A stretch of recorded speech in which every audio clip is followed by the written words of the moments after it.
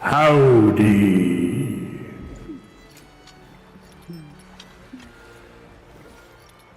Yo, name is Solomon Savage. I am an independent sci-fi western VTuber coming to you from the streets of adversity.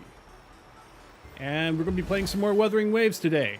As you can see, I got my girl Cantarella all the way up to 90, and I also lucked out and managed to pull on her weapon.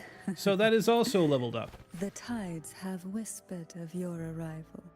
Isn't that cute? It's a sweet little jellyfish with a little ray swimming around it. Absolutely precious. I also got her some decent, I said decent, echoes here for her accessories. I've still got a ways to go to fill out her skills and forte, but yeah, I'm pretty well along. I've got most of her major abilities. Actually, I've got all of her major abilities and all of the major skills and abilities up to 7 out of 10. I've still got to get these higher level ones up here, and then I'll finish filling out the ones down here. But other than that, she is ready to play, which has been pretty exciting for me. I really love her play style. I really love the juggle, followed by the slam. And she works really well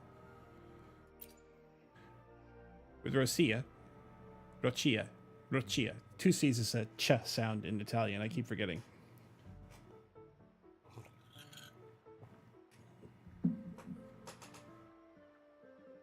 But in any case, she is now one of my favorite characters to play on the Havoc team. The tides have whispered of your arrival.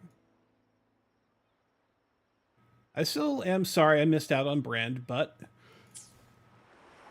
I am just as tickled to have her. And you know me, I like myself a good waifu. And Cantarella here has proved herself to be nothing but a good waifu. A little conflicting, but then again, people in power have a tendency to get into conflicting situations where they have to be more than one thing to more than one person. Unique circumstances, all of that. Fantastical as this story is, I can understand and empathize with the struggles that she has to go through. She's a good being, all things considered. I still need to spend some of my wave plates today, and I'm going to do that here, gathering up.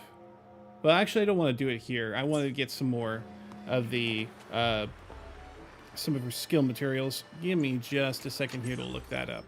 Let's see now. Where do we go? Forgery challenge. Abyss of Initiation. She is a caster type character, so we got to get her caster style ingredients. I also may need to farm some echoes for their materials as well. I believe that she needs these kind, the polygon cores, or I can just craft them out of what I've got and level them up. But I don't want to deplete my supply just in case. But anyway, this is what I'm going to be doing for right now. Let's see now. Cleansing Breeze Helix. Whatever that means. Alright.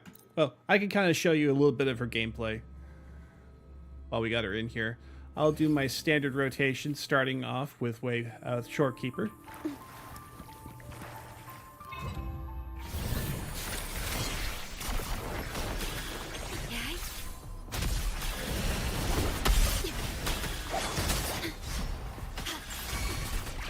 This time that dodge there just a little bit.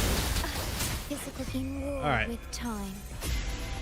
But now that we put the circle down, she can recover off screen.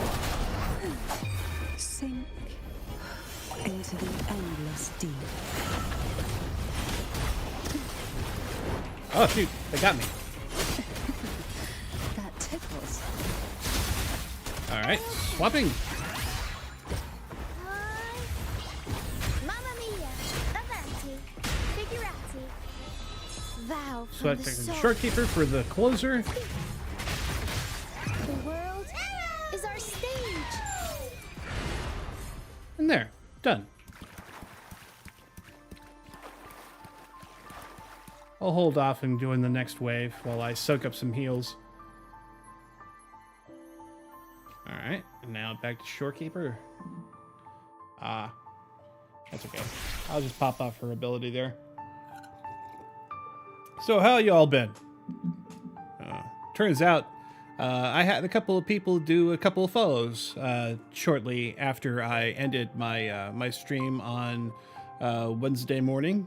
I didn't do a stream Wednesday through Thursday, because of severe weather. I do apologize for that. I did let it be known on my Blue Sky account that I wasn't going to be on, but it was kind of iffy whether or not the system would pass over by the time it was scheduled to start, and it was looking like the destruction was going to be following us for most of the night. So I decided to play it safe, keep things powered down, reduce the chance of damaging my equipment.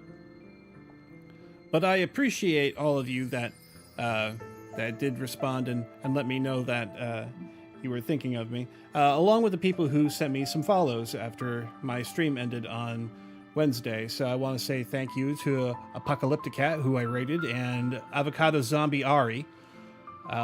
I want to thank you for the follows, and I hope that you guys stick around and enjoy yourselves. So, now that the pleasantries are out of the way, I'm going to take another sip of tea, and we'll get along with spending some more wave plates. This should only take a couple minutes. I'm just doing this to help fill out my my battle pass for this week. Let's go ahead and... I think I've already gained all that I'm going to gain from doing this. So I can go ahead and take the shortcut and double up my rewards here, so we can just get on with it. I'll do this a couple more times.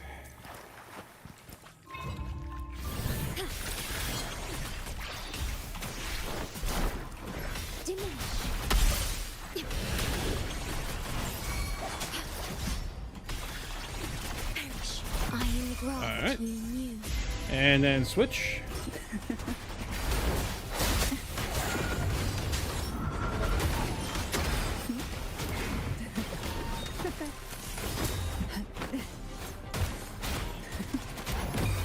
Sleep in the whispers of silence. Call from the depths.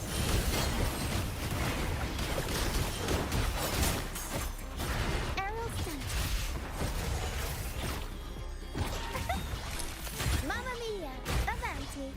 Figure out, up we go, ordained. Mamma mia. Improv performance.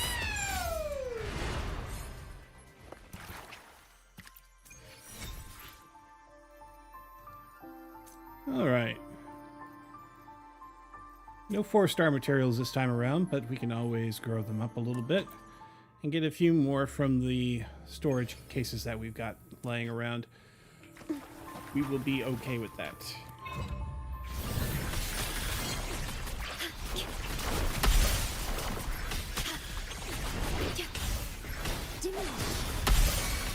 Astral modulation.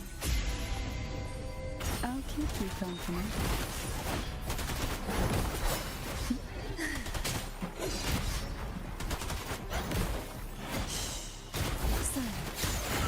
Reptiles playing you. Sink into the endless deep. Pull from the depths. Arrow stunt. Tornado nuclear. Mamma mia, avanti. Huh? And just like that, we are done. All right. Yep, no more 4 stars that time either. That's too bad. All right.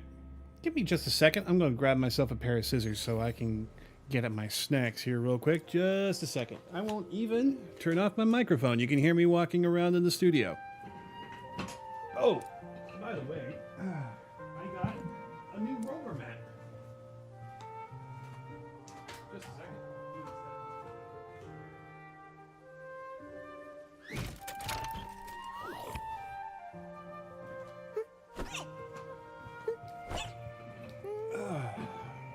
Yeah, I had my old roller mat on my carpeted floor here.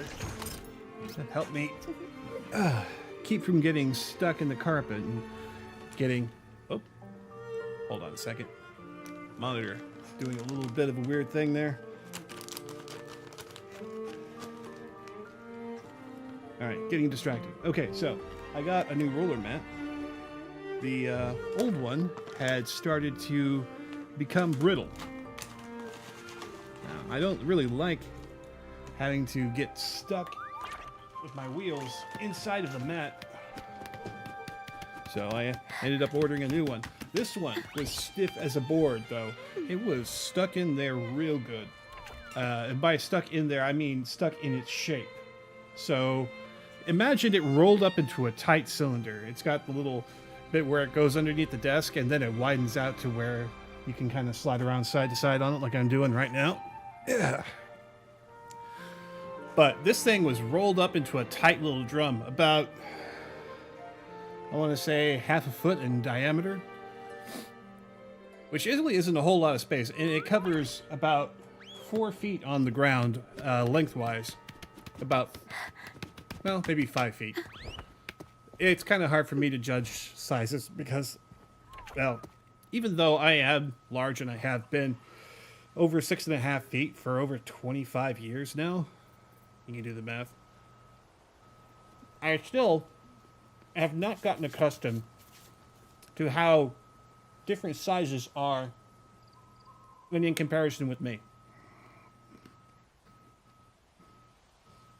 I either always underestimate or overestimate, depending on what I'm doing at the moment. Look at that cute little fidget. Oh. I didn't mean to flash it there. But yes, the skirts are very short in this game. Anyway, everything is properly covered. It's not TOS breaking, I'm sure. Whew. That tea may have been a little bit too much as far as temperature, because I'm starting to sweat it up. Ooh.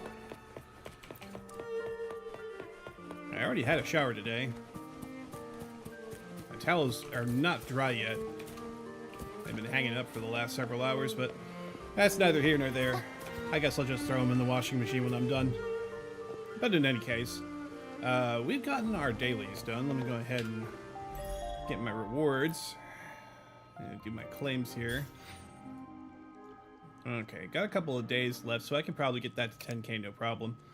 Let's go ahead and eat some food, and maybe if we absorb some echoes while we're out, we'll get a few more points toward the cap for the weekly limits. But yeah, we're going to be doing this quest right here, Fleeting Night's Dream, which is Cantarella's story quest. Now, I still haven't finished Rochia's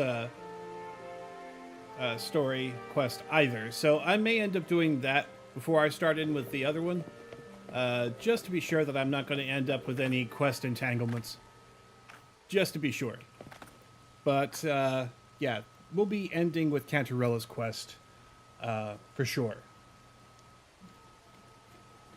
If we end up having to cut it short before we're finished, I may do a stream tomorrow. I might not. Friday's pretty much the only day I have guaranteed off, but I already took a day off this week, so I'm thinking really hard about whether or not I'm going to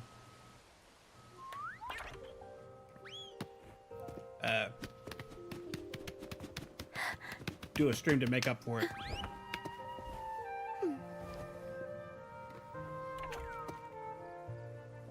Fridays are also kind of the day I have set aside for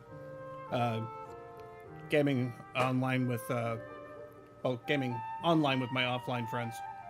So I like to make sure that I keep that tradition alive so that I don't get pressured into doing something that will ultimately burn me out. And I like to keep my connections with the friends that I have, either locally or online.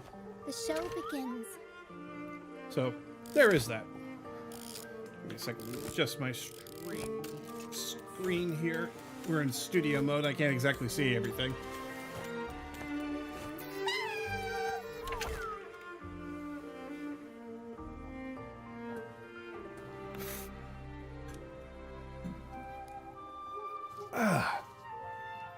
Oh, and I did have some confirmations after stream last night that I was getting those follows. Well, the night before, I should say.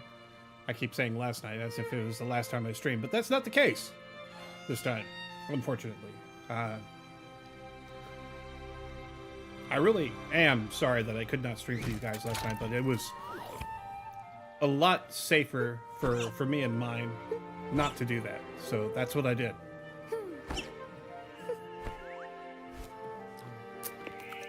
All right. Let's go ahead and get on with it.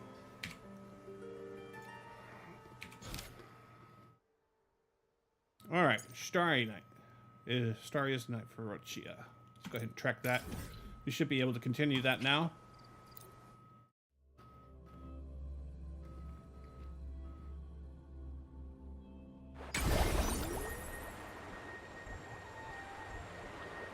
All right. We are going to be going in that direction for about 100 meters. All right. Let's go ahead and do this the easy way.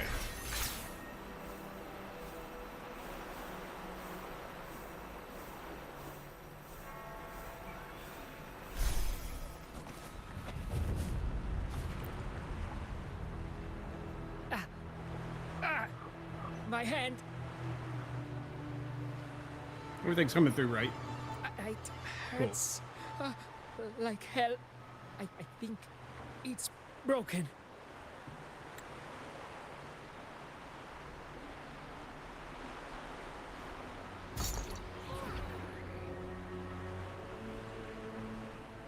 Hmm?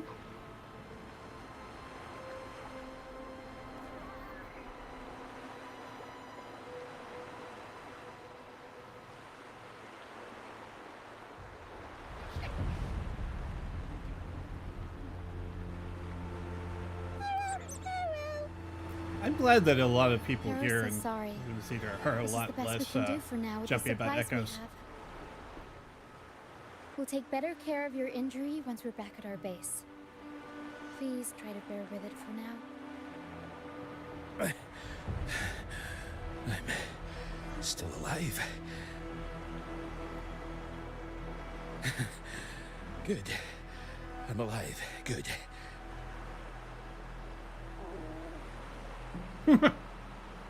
He's like me. He's got the munchies. Please, excuse me. I haven't eaten in days.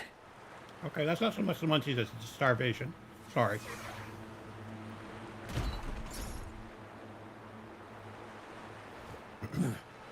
Thank you. This is the best meal I've had since boarding that ship. Oh yeah, these guys are pilgrims. They got boarded off by the Order of the Hera Deep. says there'll be more tasty treats waiting for you back at our base.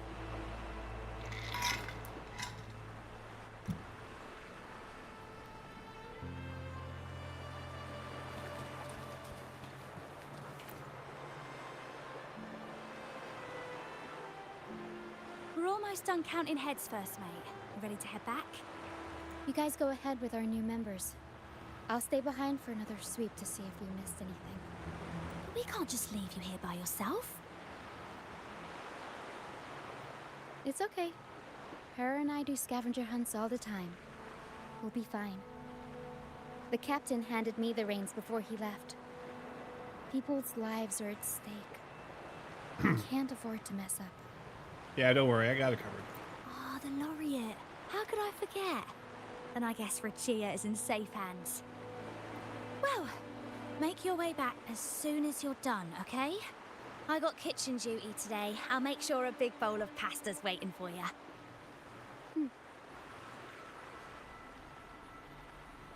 Let's go over the cabins again, door by door.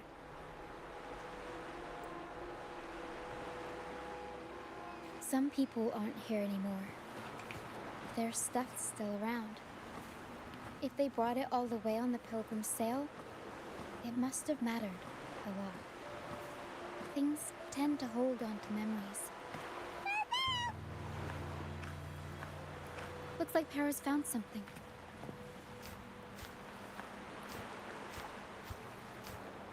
Oh, what's this?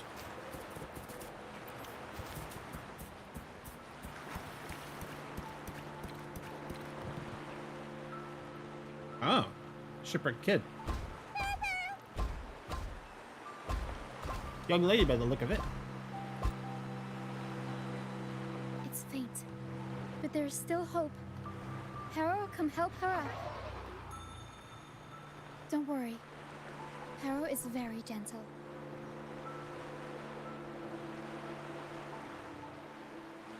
Oh, she's dying. Damn.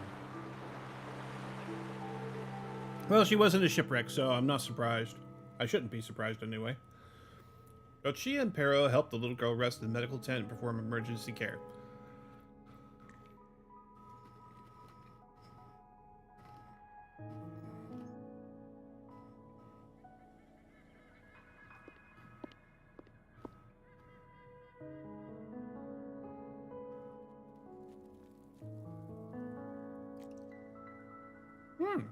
Margarita pizza and spaghetti bolognese, I suppose? Took you so long. Come on, grab a big bowl of pasta while it's still steaming. Yeah, bolognese. Hello, kitty. You've been trying to get in my lap all evening. I know, I know. Hello, Selena. Give it to Rover. I'll eat later. Sweetheart, you are stunting your growth. Eat!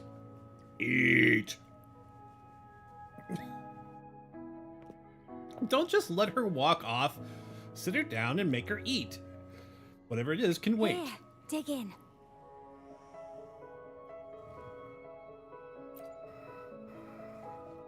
Exactly. I'll come with you. I'm sure they'd appreciate the extra hand. The sooner that we get done, the sooner we can all eat. Remember, your problems are my problems. It is the nature of being the protagonist.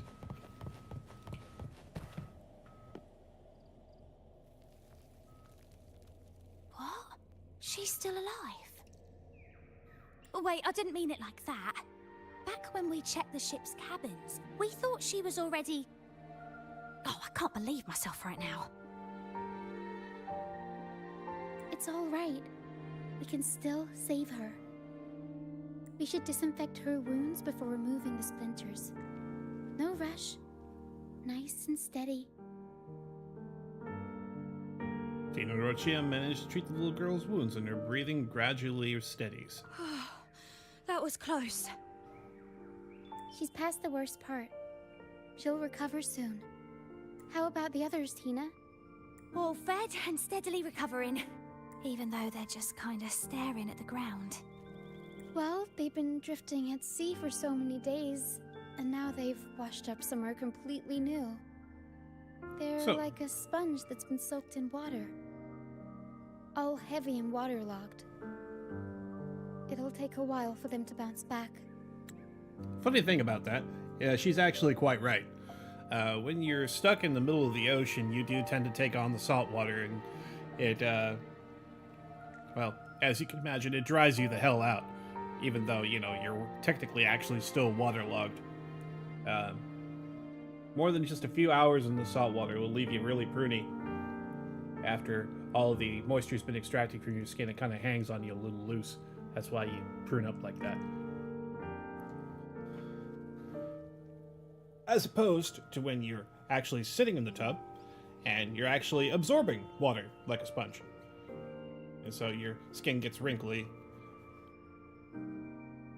For different reasons.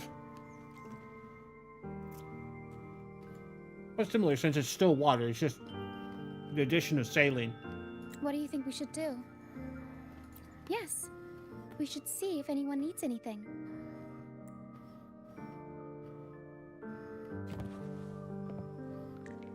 Alright, left or right? Left. Always left.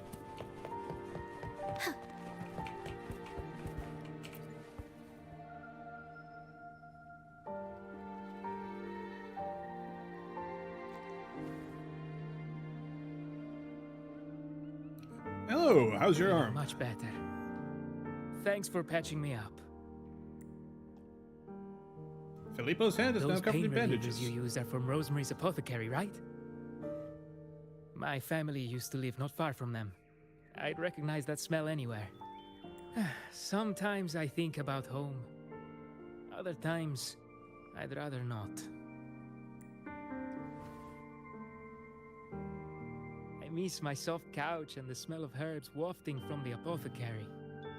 But those order activities, those boring plays full of codex verses, no thanks. You know, I bet if the Blessed Maiden were still around, she'd loathe this form of penitence. Oh, she's still around. She's just 1,000 stars light up the air. Freedom blooms like flowers wide.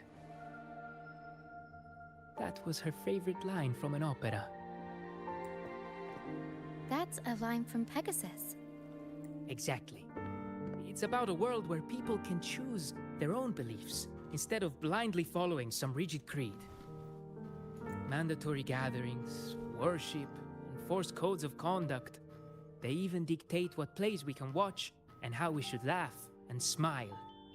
I want to go home. I really do. But Raguna isn't the same place anymore. During our so-called pilgrimage, people played lunacords and flutes. Everyone on board gathered around the star to sing opera and uplift each other's spirits. opera, In those huh? moments, Aren't the I operas felt that as technically long as more we could sing freely together, somber the affairs? Pilgrim's Sail They always have would sad become endings. my new home. But as we drifted farther out to sea, we faced more dangers, and fewer of us survived. Even our instruments got wrecked. Hmm. And now, there's no way to perform again with what's left of us. I'm lost now. Nowhere to go, and no home to return to.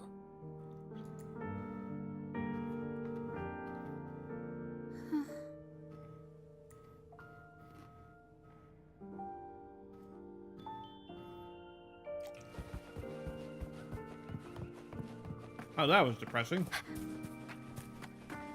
Then again, religious persecution is kind of like that.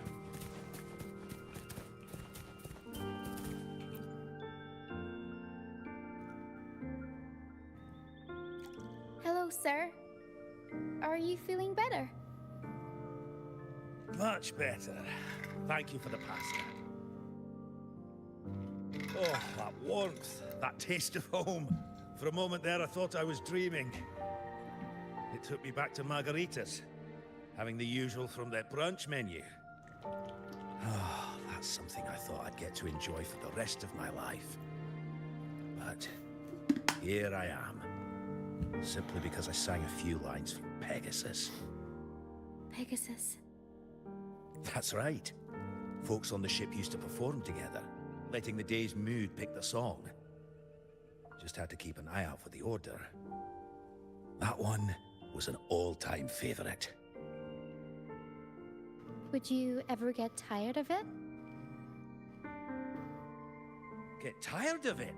No, why would we do that? It's a real gem, that one. Lifted everyone's spirits during the hard times. If only the world were like that, where everyone lives freely. I wouldn't have to endure so much at this age. They called it a pilgrimage, but tacit discords pursued us the entire journey. We lost so many. The truth is clear to everyone now. I survived, while so many young souls did not. I didn't even have the strength to take their cherished belongings with me. Well, one man can only do so much. Everyone has been through so much. All those rules on how to live. Forced exile. Friends gone missing. Is there anything we can do to cheer them up?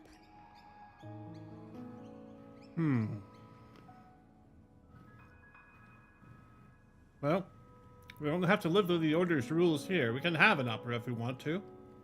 Now, what would I do without the laureate around? Medicine for the body, sure. But for the soul, we need something grand. Everyone we talked to kept mentioning the Pegasus Opera. Maybe we could arrange a little performance with them and their companions. It's decided then. The welcoming opera will be Pegasus. Well, traditionally, the troupe always puts on a show for newly rescued pilgrims. It's our way of saying, congrats, you survived. We hope it sets the tone for something better for them. Harrow and I searched through the ship and found what must be their companions' belongings. Some are a bit damaged, but nothing I can't fix. I'll patch them up and we'll use them in the performance. That way, they can be together again. On stage.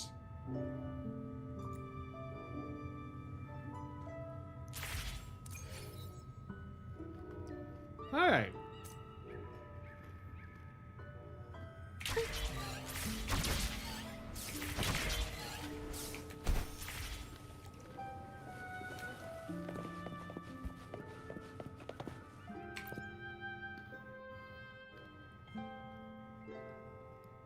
A lunacord, a prop gun, ship debris, Lucianites.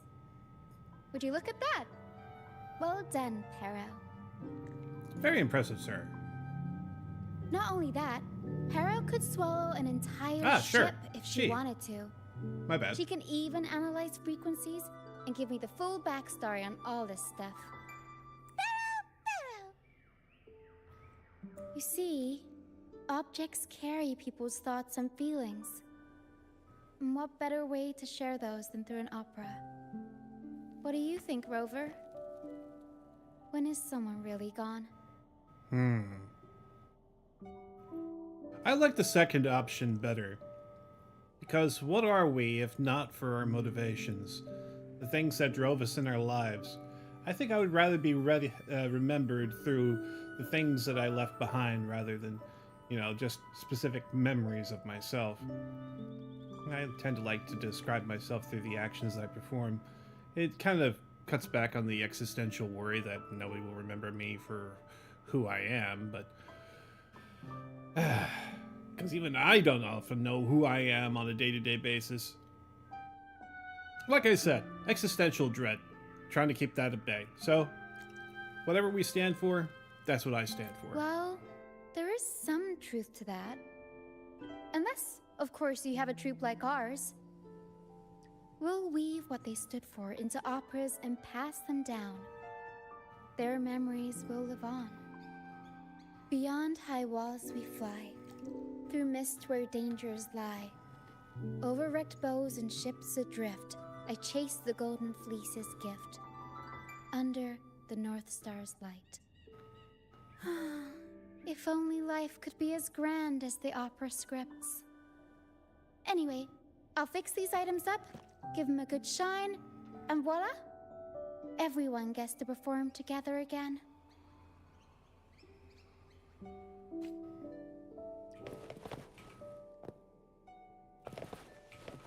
Alright, ship debris, please. These bits of ship debris may not look like much, but they were once part of countless pilgrims' ships. They carry all the fear and confusion people felt. But they also hold onto their strength. Yeah, perfect for stage props, right? This debris will make a good backdrop material. Or we can scatter them around the stage to help set the mood. Come on, Pero. Let's get them up there.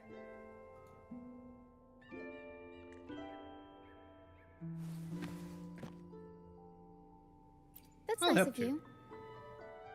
But the troupe doesn't make his honored guests carry heavy stuff.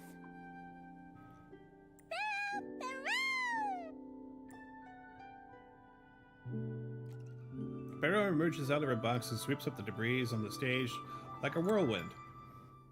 Under Rochia's command, Through the process of disassembling, mixing and matching, and reassembling, the debris pieces transform into on-stage props. There. That pretty much covers the basics. Oh, quite the transformation. From planks into fishtails and things. And crab statues. Ooh.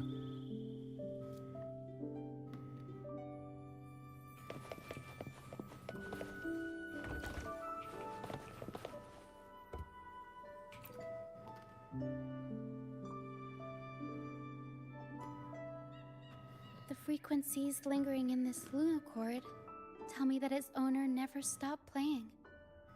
Not even during her exile.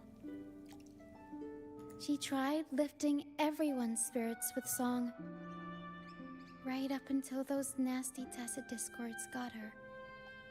Now all that's left is this lunochord, minus the strings.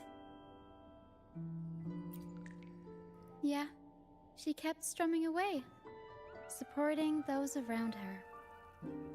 Wait, I've got an idea. Even without the right strings, we can rig up something else. It can still be used to help people.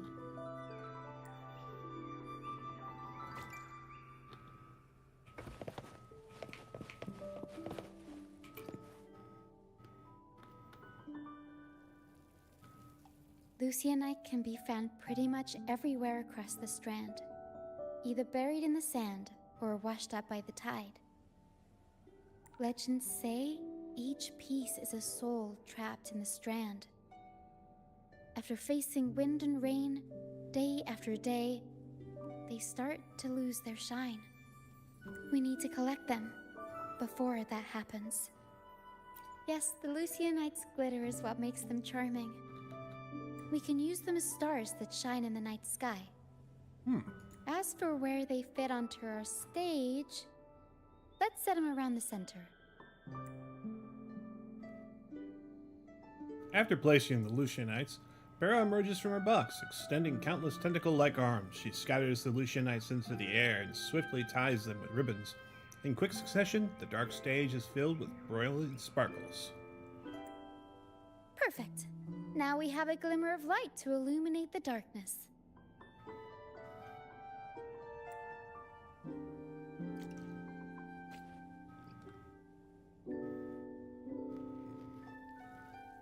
All right. Now that all the items are in place, the stage is pretty much set up. Thank you.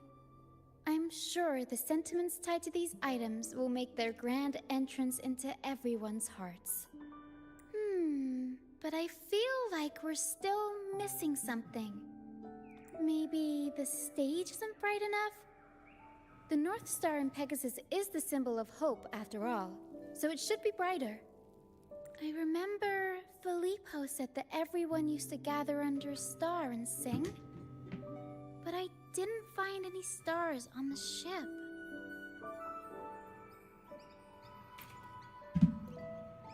Yes. Maybe he can tell us more about it. I don't think he was actually talking about a literal star. I'm thinking he was talking about, stars as in performers.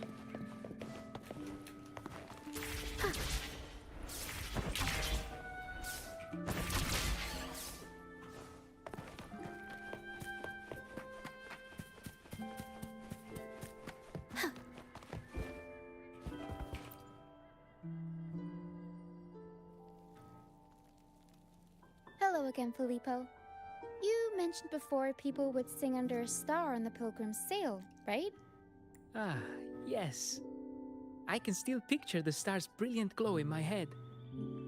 It was just like the North Star in Pegasus. Do you know where that star is now? The star was Luca's treasure. But Luca...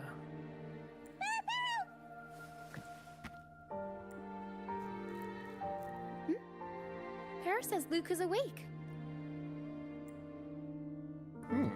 How would Para know that?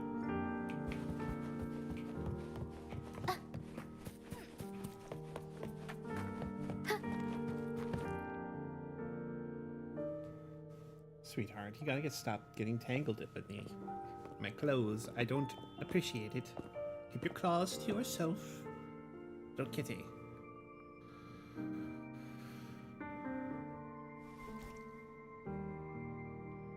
I lost Mum's special treasure. Aw. Poor girl. The light from the star kept the darkness away. He looked after everyone when we were at sea. We liked to sing around it, just like Mummy did in her plays. She always said the star represents hope. It would keep me safe and protect those around me. But now I've lost it, and it can't protect anyone anymore.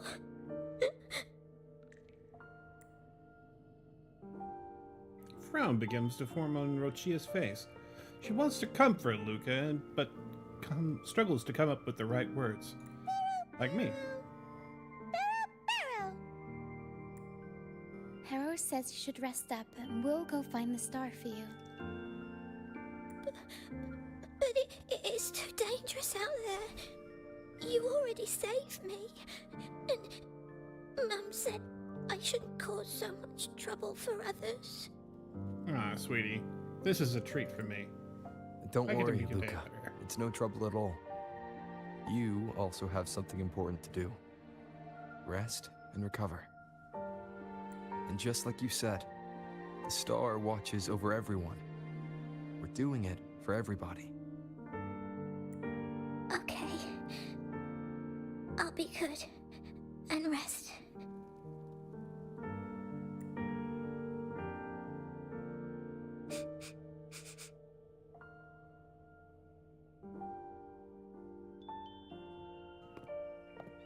Harrow can sense the frequencies of the star left on Luca. Now that Perro is on the right scent, we can start our search.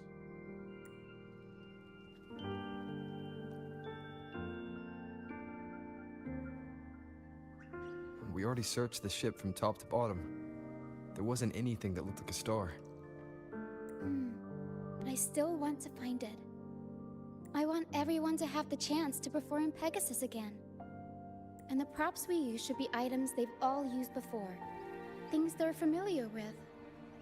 The frequencies or feelings attached to the items can affect the people using them. They all see the star as a symbol of hope. This positive vibe will get magnified by the opera and spread to more people. So yeah, I'm still going to try and find it. There's always a chance, right? A chance is just another way of saying hope.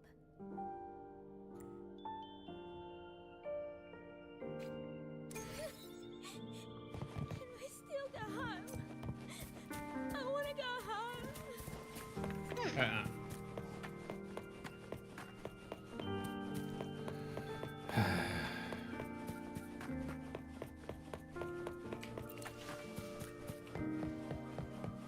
Let's see, did I pick up any more songs? I don't think I did. Okay. Cool, if not. Looks like I may need to exit the cave. Oh yeah. Let's go ahead and use the point here. It'll be a lot faster. Let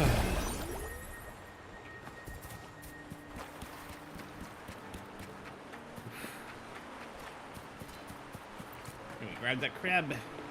Hey, crabby crab.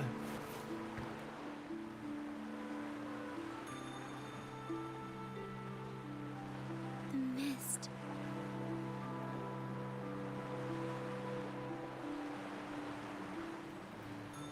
Yes, the island is covered in mist most of the year. But I just cleared that area not too long ago. And with the latest weather, there shouldn't be any more mist. I'm kind of hanging over the area like a tattered cloth if you look at it. Battier's out fishing, like always. and our trusty myth detector Lario hasn't made a peep. Maybe this mist is different from the one before. You're right. Something about this feels uniquely suspicious. The air is so humid. It's like the mist is standing right next to us, waving hello. A sea covered in veil lay beats of howling wail. According to Pegasus, we should be careful when there's mysticals by. We need to find the star before it rolls in. So it's kind of an opera of portent? Yeah, too much he is. Looks like a piece of ship debris. Pero can store it away. We'll put it to good use later.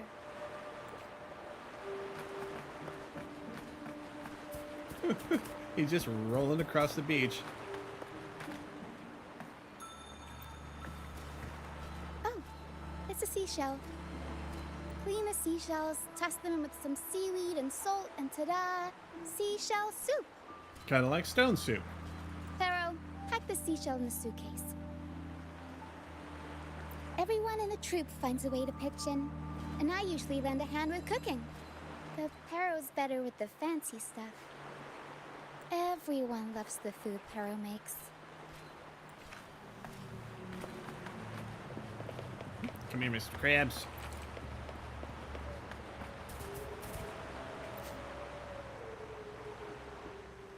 Ooh, I don't like that howl.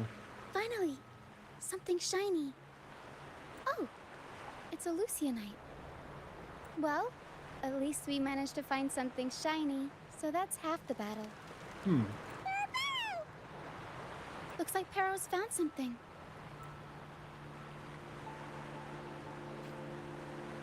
Alright, where to, little buddy? Here?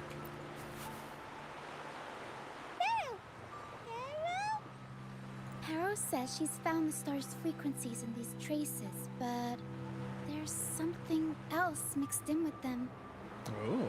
The frequencies are a jumbled mess. I can't tell them apart. My time to shine. Alright, it's time to use a sensor. Sensor. Didn't know you were this smooth with identifying frequencies. I'm impressed.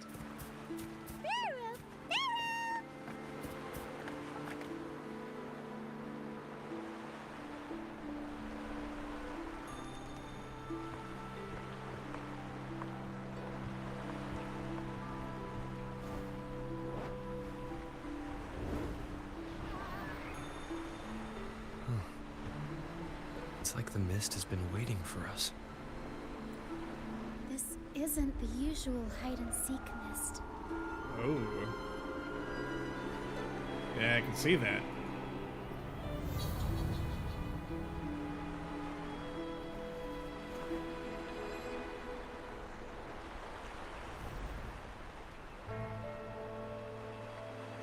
Ooh, very ghostly.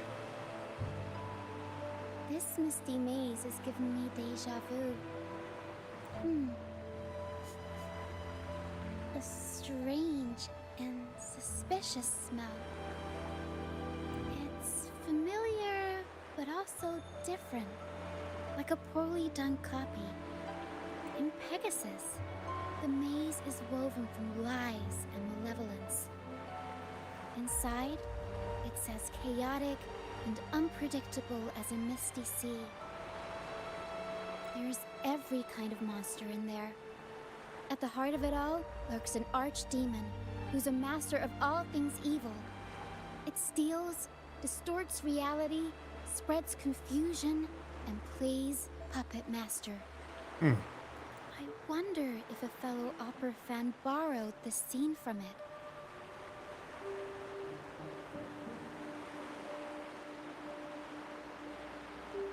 Play the hero? Well, I do get why people want to be heroes. They're the stars of the show. But all this convoluted nonsense? Not exactly heroic. True. Whether they're playing an archdemon or a hero, after putting so much work into this whole setup, I'm sure they're expecting something in return. In an opera, you can get hope and personal growth, or the power to deceive and manipulate. Well, only one way to find out. You're right. Let's go inside and see for ourselves what the mastermind behind this mess is really after. I'm picking up all kinds of weird scents. The mist, tacit discords, some kind of star, wet soil, old book pages, broken dolls, dusty junk, hot cocoa, and oranges. Always with the tacit discords. A sea covered in veil, laid feasts of howling whale. Wars. Well, gotta go all out when you're putting on a show, I guess.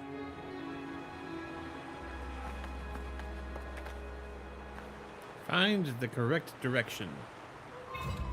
Okay. Use the sensor. The mist is good at messing with your head. Anyone can get lost in it. But hey, at least failures help you find the right path eventually.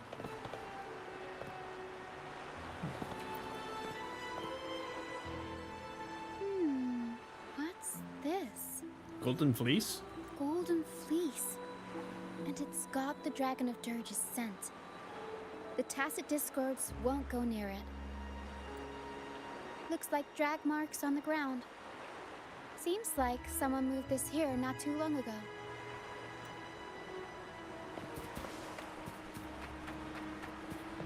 We'll improvise. Mamma mia! Unexpected plot twist. Ooh. Can't lose the ribbon.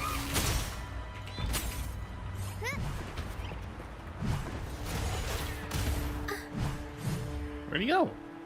I guess he dissipated. Oh, hello.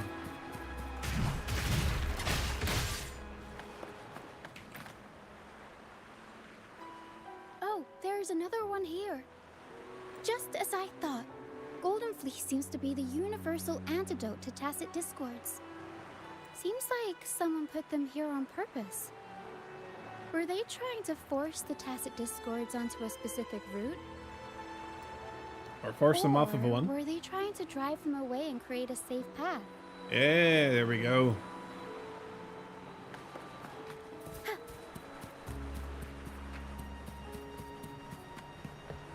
In Pegasus, the deeper you go, the deadlier the monsters get.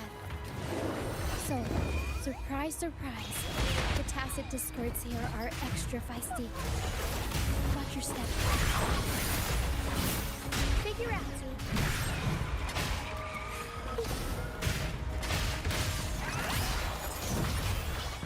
Mamma mia, avanti!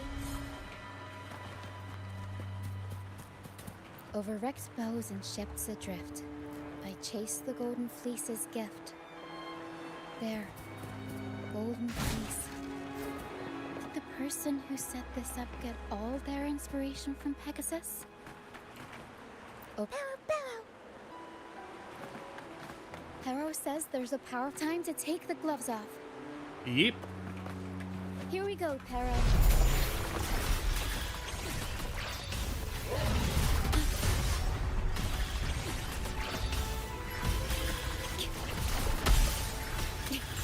Roar with time.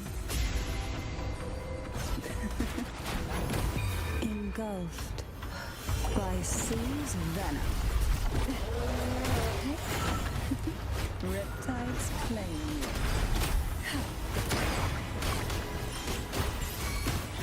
Arrow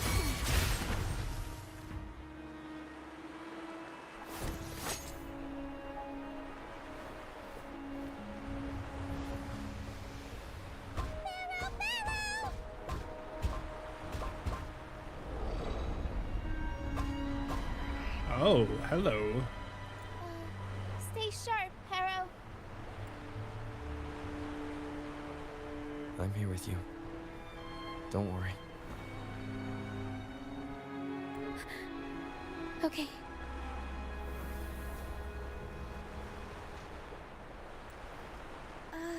These frequencies are made up of deception and lies. They smell awful.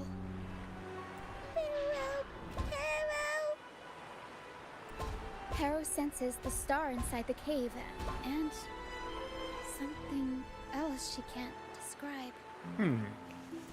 We're approaching the end of this path. It seems like the center of the maze is just ahead.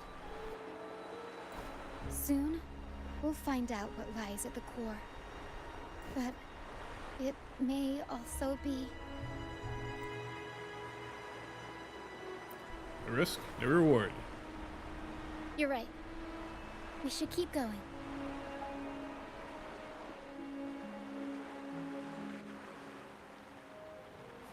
Stay in your luggage, dear.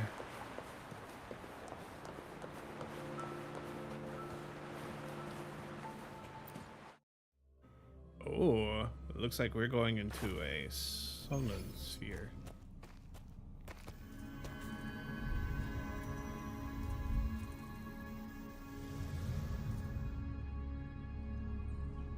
Oh, first person mode. Nice and easy. We're right on track. Thanks. Ooh, creepy.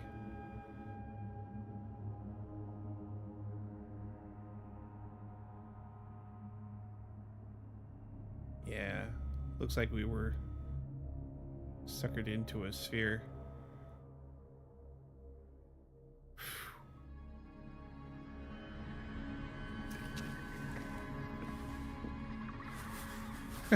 Nice and creepy.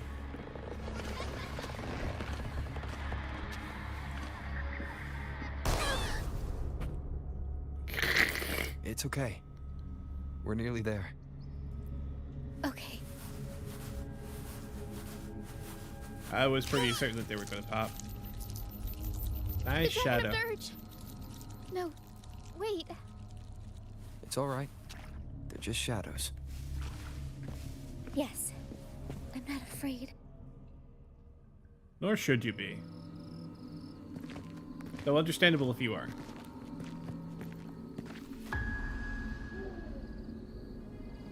Ah. So we're back at camp? Everything's dark.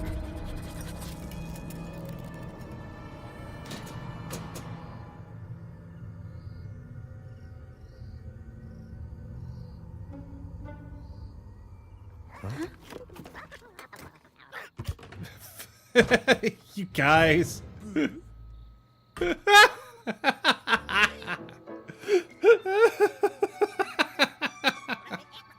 Little buggers. You playing a prank on us?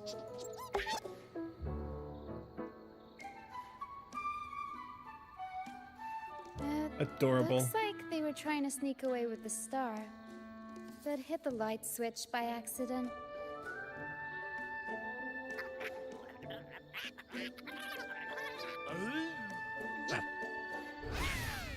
What are they saying?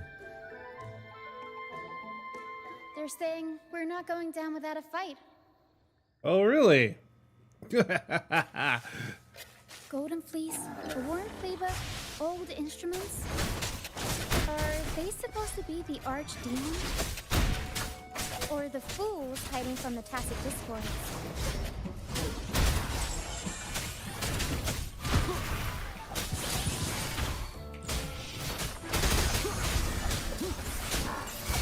Take care of the heavy first. No one with the sounds.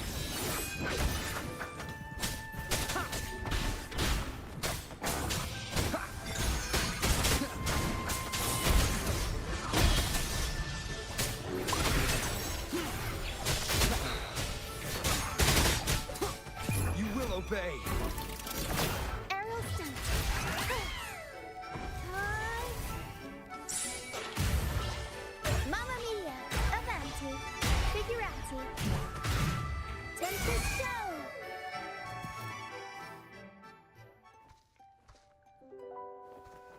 Wow, that's some star. Jeez. And we would have a hard time moving that around by hand.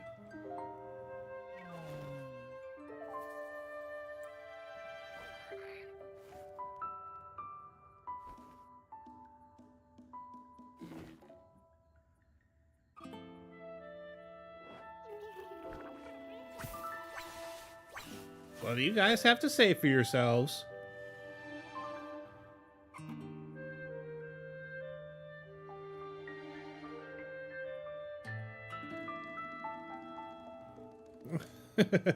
Oh, no, they're just abandoned echoes.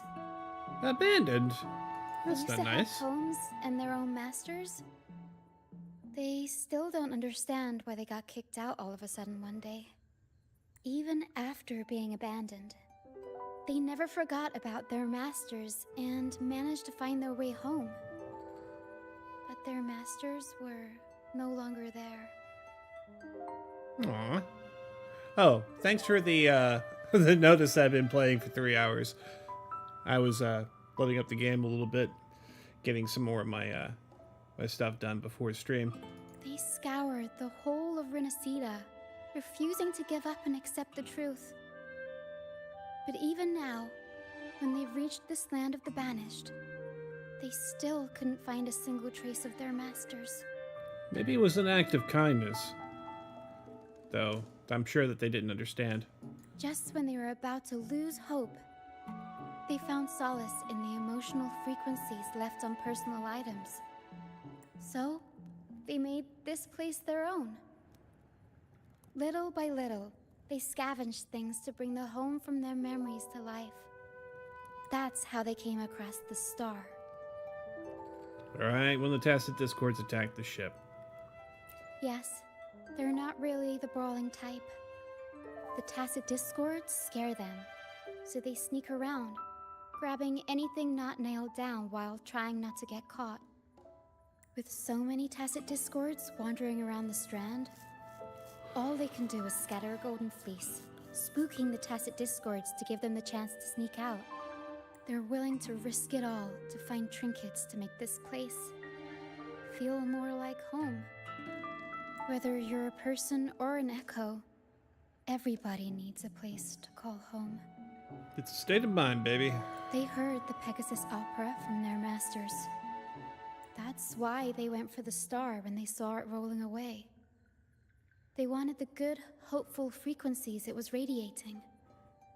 These echoes knew the star wasn't theirs, but they weren't keen on giving it up either. So they cooked up all those spooky tricks to scare us away. Turns out, this maze wasn't hiding an archdemon or a hero. Just a bunch of fools. Good idea. Let's bring these echoes along. Plus, we could use some extra help with the opera. Well, they seem to know it by heart. And all this stuff they worked so hard to collect. Let's bring it with us too. It must mean a lot to them.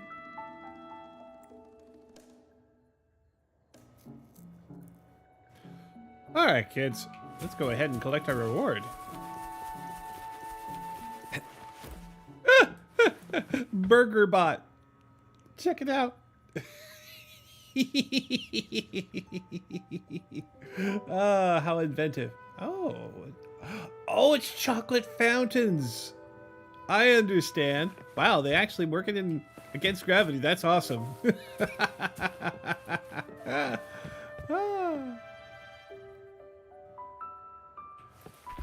An unexpected discovery.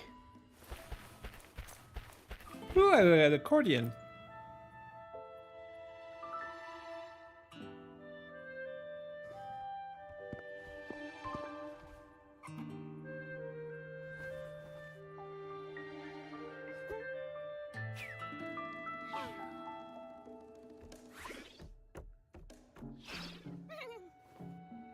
What's the matter, Lottie?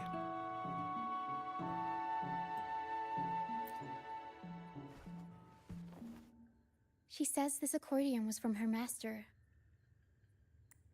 Even though she hasn't found her master yet, This accordion left her with many fond memories.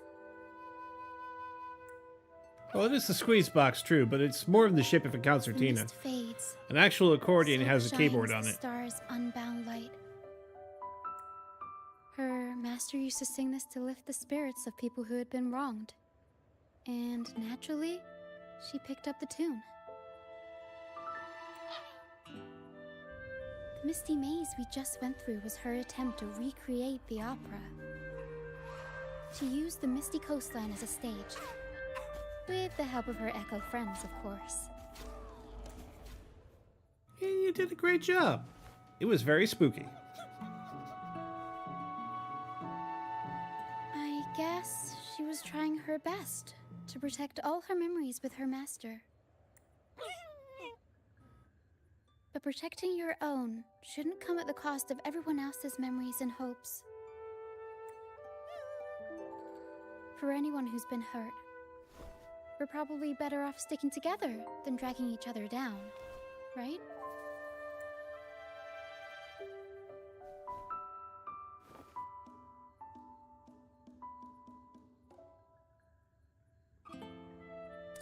Let me take a look at this really quick.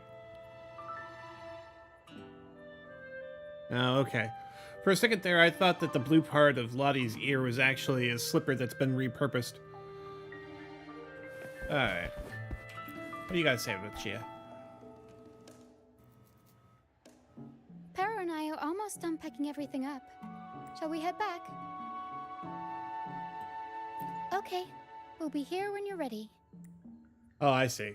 That was just a comment on, yeah, whether or not you were ready to leave or not.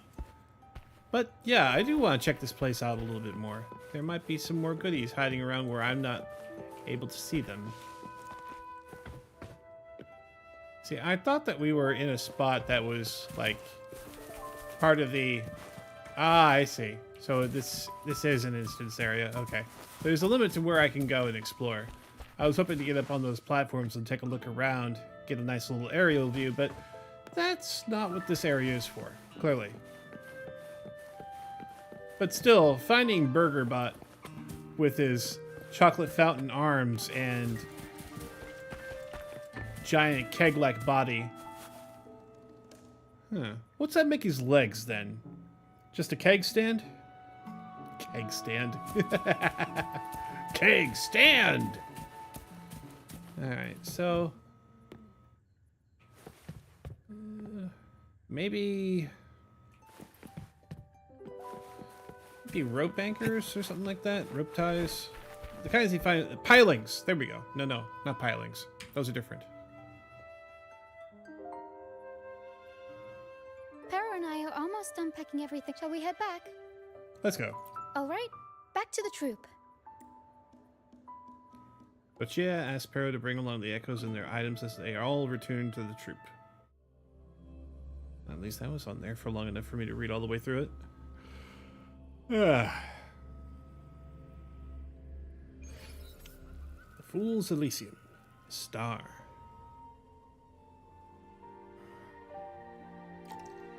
Alright, let's see. We return to the stage, or we return to the little girl?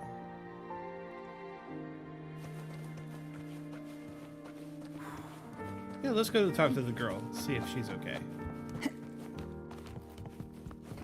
Oh, we can't talk to her yet. She's sleeping.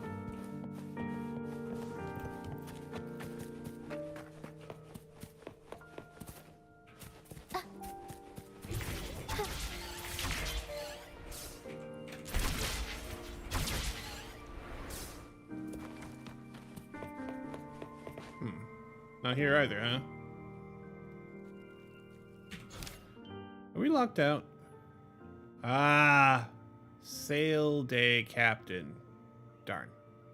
She is currently occupied. Well, that's a darn shame. Okay, well, I did say that we were going to finish off today with a fleeting night's dream. So let's go ahead and get started on that instead. Hopefully, we won't run into any other entanglements, and we can do Brant's story another day. Or if we find time, perhaps today. Let's go ahead and track it. Alright, to Eggletown.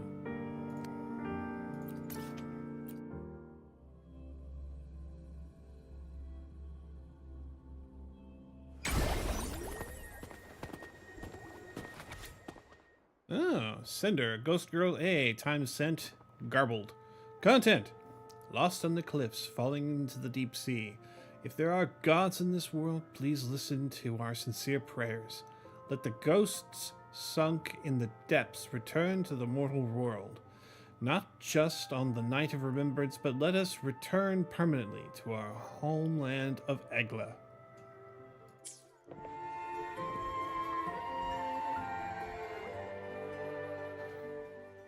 The message feels cryptic, and the bizarre formatting gives you an uneasy feeling. Night of Remembrance.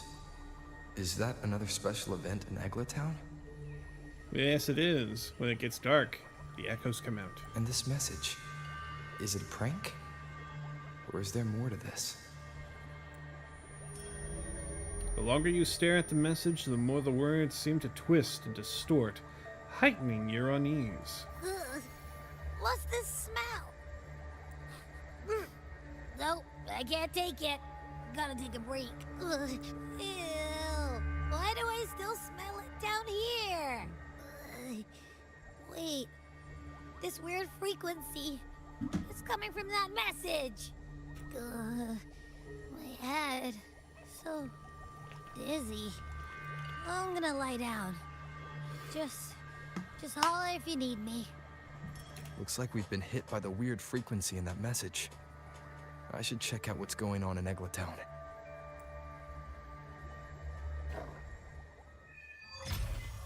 Alright. Unlocked.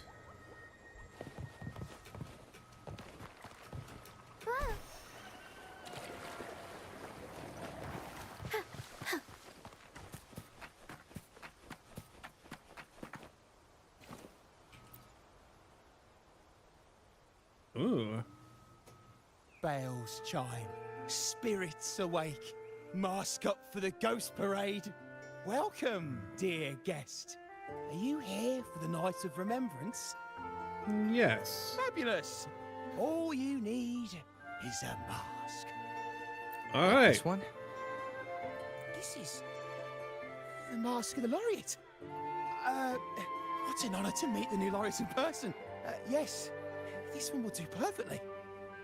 The laureate enjoys the same privileges as the host of this festival, so please enjoy yourself tonight. Oh. Looks like they got something cooked up for me.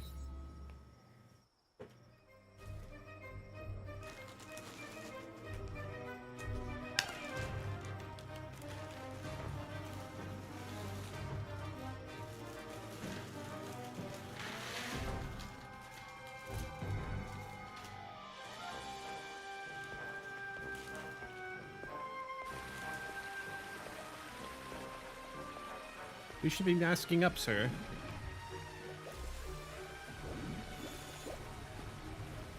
Ah. I think our host is here.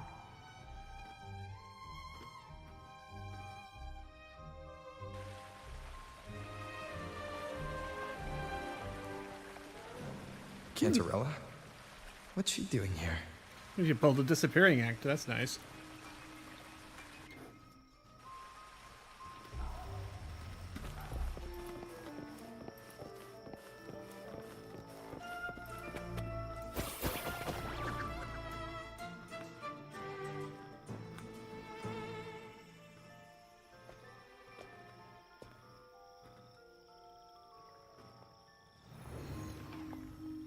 What a pleasure to meet you again. So, what brings a distinguished laureate to this ghostly place? Tired of heavenly views, are we? Are you here to savor the underworld's wonders and dance with its spirits? Spooky.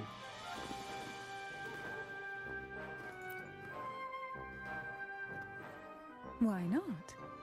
What harm could there be in a ghost of the deep reveling among spirits?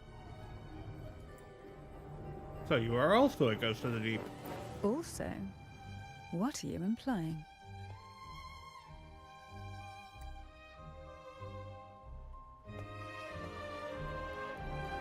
He showed the strange message to Cantarella.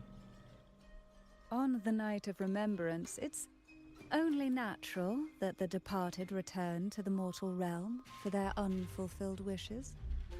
Still, it'd be best if they didn't stir up trouble for the living. In my humble opinion, lost souls find peace only when their wishes are fulfilled. Then perhaps they'll stop haunting people. Since fate has brought you here, why not offer your aid to those poor restless souls? I'll join you, of course. I don't usually do ghost work. Ah, the familiar confusion of a first-timer. But fret not, for I will be your guide through this unforgettable night, step by step. Every night of remembrance brings its own theme, and this year, it's the Ghost Girl. Imagine this. An innocent girl lost in the dark sea, fear ripping her apart as her soul drifts away, while her body sinks ever deeper into the abyss. Despair consumes her bit by bit, until she transforms into a monstrous phantom. A thrilling story, don't you agree? Like savoring a medium-rare lamb chop served with oysters. One tender slice and the crimson juice spills, adding just the right flavor to the already exquisite dish.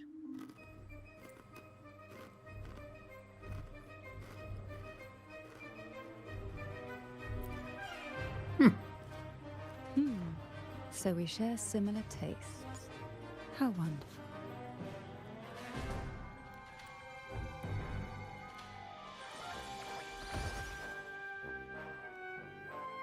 Now, back to our topic. Hidden among the stalls set up for tonight are 3 riddles entwined with the tale of the Ghost Girl. Yet these stalls are rather elusive. Rumor has it that they might even be run by demons. But of course, there are no demons in this world, only distorted frequencies, or men cloaked in disguise, driven by their unmet desires. Dealing with them requires no money. Instead, they sift through your desires, choosing what to claim for themselves. Isn't that enchanting? There's no thrill in simply buying all your heart's desires with mere money. And now, we have the main course for tonight. Whoever solves all 3 riddles and uncovers the mystery of the Ghost Girl can ask the host for an elixir. Whether to turn stones into gold, grant eternal youth, or even bring the dead back to life. Whichever you want, this potion is here to make it real.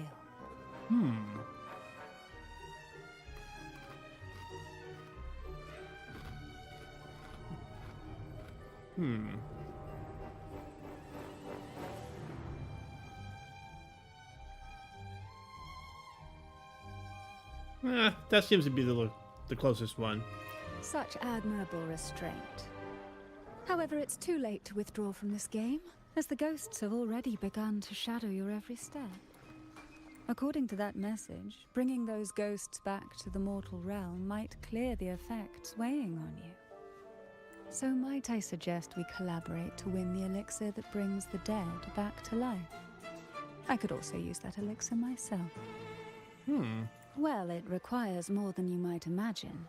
The finest ingredients, precise procedures, impeccable techniques, and of course, the proper mood.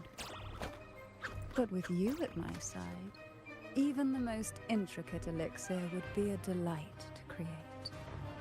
I'd love to explore this with you, be it elixir or poison.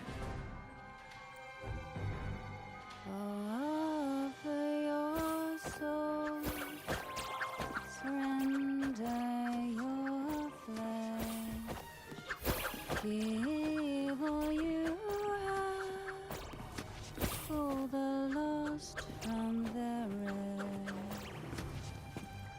That sounds uncanny. Oh, sorry. Forgive me if it unsettles you. It's an old folk song about the Night of Remembrance. They say its eerie melody has a strange frequency that can draw the attention of ravenous demons. Ah, I can feel it now. There it is, the first stall. Catarilla steps forward with an unwavering certainty, her movement ethereal, drifting like a ghost. At this moment, she seems capable of anything. Welcome. Would you like to reach for the brightest star in the sky? Or indulge in the greatest joy of the mortal world? Or maybe nothing could ever satisfy your endless desire. Always so playful, Mammon. Unfortunately, my friend here isn't driven by greed. All we seek is the first riddle of the Ghost Girl, to set the tone for tonight. After all, even the smallest catch can serve as a splendid entree for a grand feast. I see. But nothing comes for free. If you want it, you'll have to trade me something entertaining. Perhaps a loaf of bread that speaks. Oil that melts into water. Or a glimpse into Thessalia's hidden past. How about a special performance from a laureate? Oh, just for me? That would be an honor I'd truly relish. Impromptu performance. Oh no. Wow, good. For a second there, I thought they was going to have me do a quick time event. How marvelous! I hear the sounds of birth and doom, of everlasting mountains and seas, and the fierce pulses of life. This is life's symphony, each note threaded by the loom of time, more alluring than any siren's call. As promised, here is the first riddle, the siren's song. Long ago, a group of girls followed the siren's call out of town. They journeyed to the crown atop the mountain, and to the waterfall that cascaded into the depths below. Beyond this riddle, I, Mammon, have yet another gift to offer for your performance. Please take this music box. It's dusty with age, but it might just sing again with a song like you just played.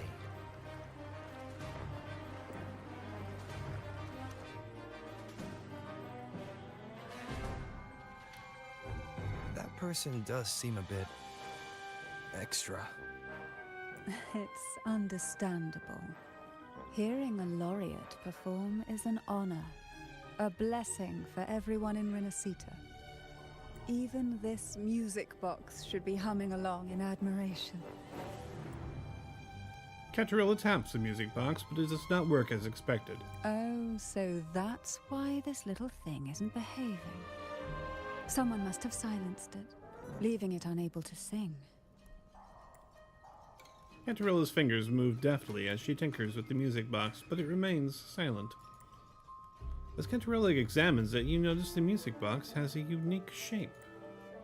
If you look at this music box from above, doesn't it resemble a big apple? Now that you mention it, indeed it does. Perhaps Mammon has offered us a little aperitif. All right. I know where we need to go next. The second riddle is waiting for us.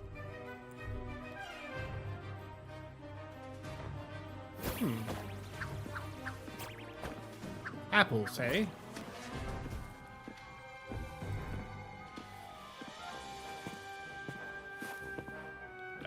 Get off the deck there, sir. I'll come around on the left side. Fine.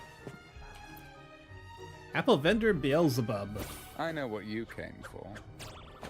Without exceptional insight and unparalleled courage, all you'll end up with are mere scraps.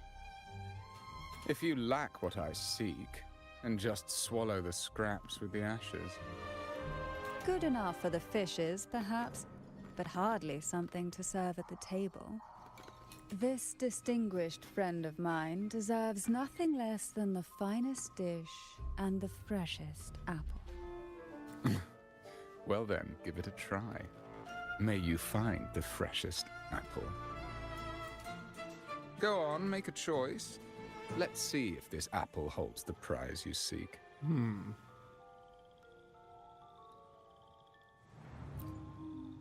Huh. What made you choose this one? Was it your sharp intuition, or the ability to see right through everything? No need to answer. There's something in you. I can tell your soul is burning like a flame that no ash could ever smother.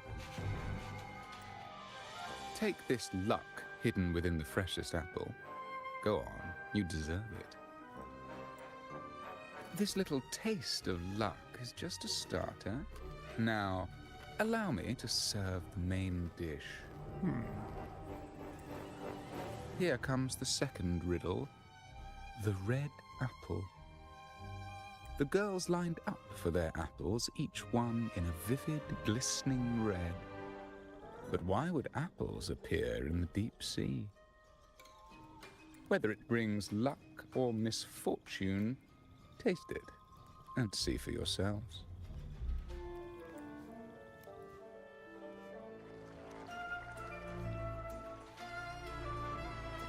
People of Renacita often use coin tosses for divination. Heads up signifies good fortune, a sign of following the sacred path. Tails up, however, invites misfortune, a mark of defiance against the divinity. The front of the coin features a doll in a red hat, while the back shows one in blue. The coin has an unusual appearance with uneven ribbed edges. Are these dolls blessed or cursed? Perhaps the last riddle will give us a clue.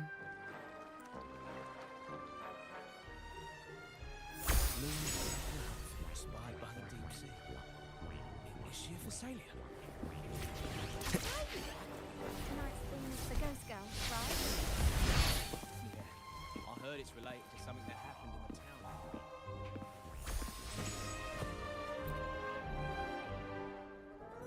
Doll vendor Nvidia. Which is the most beautiful among these dolls? This one has bright eyes. That one has a nice nose. And that one there has red lips. Wait, this one's got to be a bit less pretty. Can't let it outshine me. Oh, so frustrating. They're all gorgeous, but none quite live up to my standards. Now tell me, what do you think? Which doll stands out the most? The red hat is the one that has good luck. Ooh, the lucky red hat. Exactly. Following the divine will is always a wise choice. As you hold the doll, its features suddenly sharpen and become lifelike.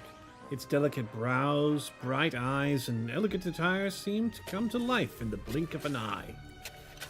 Wonderful. As long as you follow the divinity, luck will surely be on your side. Now, for dessert, I present you with fortune cookies. This is the last riddle. The round hat. A girl dons her red dancing shoes and wears a scarlet hat, ready for the final act of her performance. Now, all the riddles are in your hands. Whether the answers will rise like bubbles from the witch's cauldron, well, That's up to you.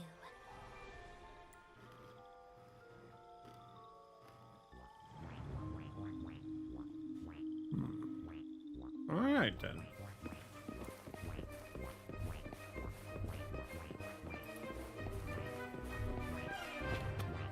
Isn't that cute? The lamppost that dances. Look, it's the My, oh my, but who's beside him? Looks like some kind of noble lady. Let's have a seat. Now all the riddles are here, like fish returned to the sea. However, they are entangled in a maze of seaweed. How would you free them from the maze?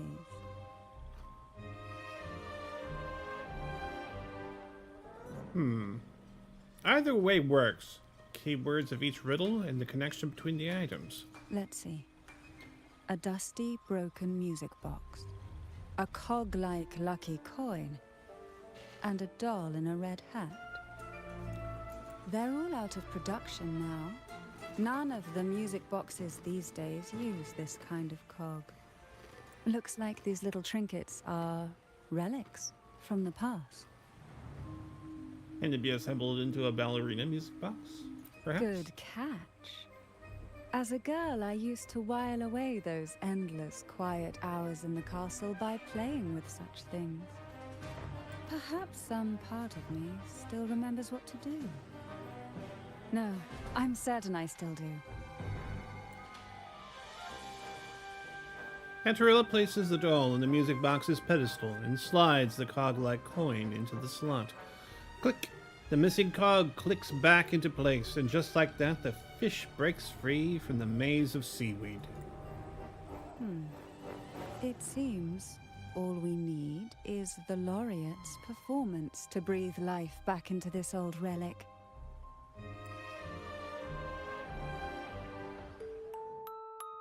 Upon discovering the secret of the music box, a familiar melody mixed with distant notes rises in your mind.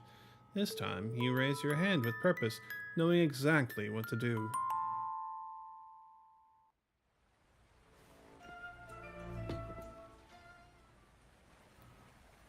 The show begins.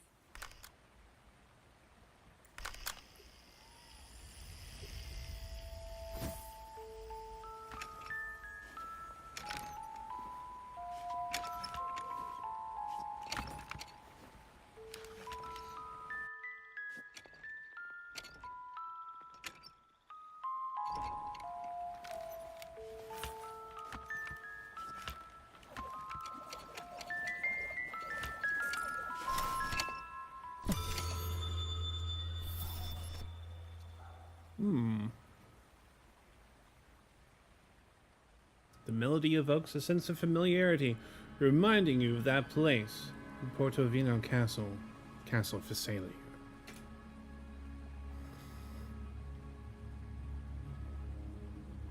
It only strengthens your suspicion that the ghost girl must be connected to the Phasalia Castle. A sharp headache interrupts your thoughts, the distorted frequencies intensifying. The pain, you find a reason to visit Phasalia Castle. Oh, hello, Avocado Zombie. Nice to see you. What was that? My head. This pain's getting worse. I need a break somewhere.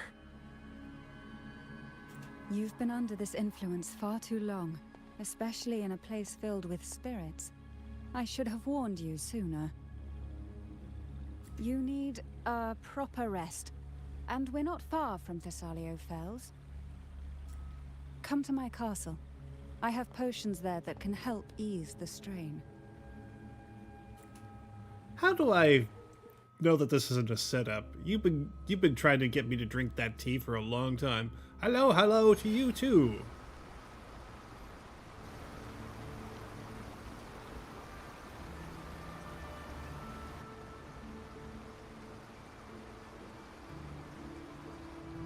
I hope you're enjoying the stream.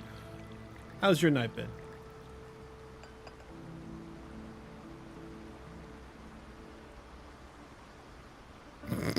The purple color does not inspire confidence, but I don't think she'll poison me.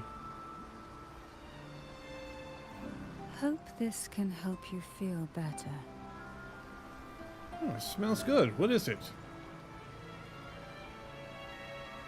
This potion is crafted from freshly crushed barnacle leaves, mixed with the sap of violaca, sea ochre, and sea apple, all fermented in a glass vial. Ooh.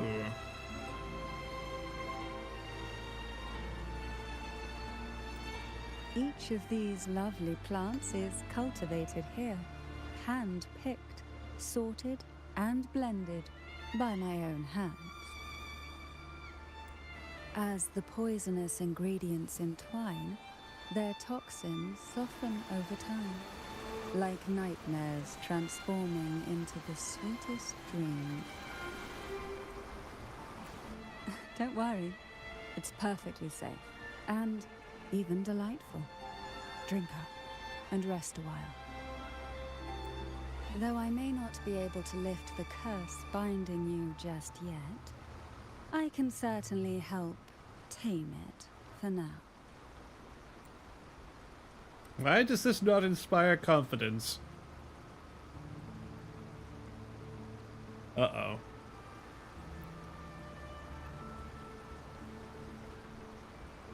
Purple fog. Ah, excuse me for a moment. It's time I tend to the flowers. They're pollinating, I take it. Is that what I'm saying?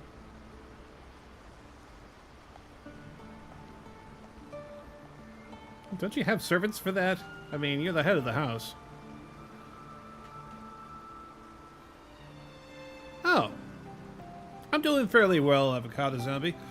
I ended up having to skip on streaming the night before. Well, yesterday anyway. Severe weather and all that.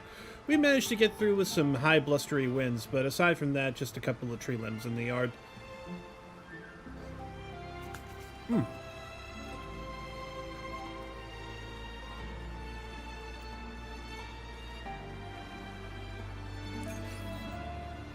Uh-oh. Looks like we have somebody hiding in the bushes.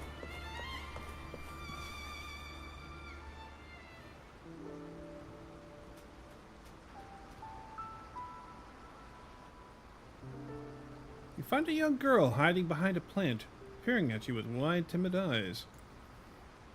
A round red hat draws your attention, striking resemblance to the one worn by the dancing doll in the music box. Sensing that her presence here is no coincidence, you brace yourself and ask her some bold questions. Excuse me, who are you? The girl attempts to speak, but all that escapes is unintelligible mumbling.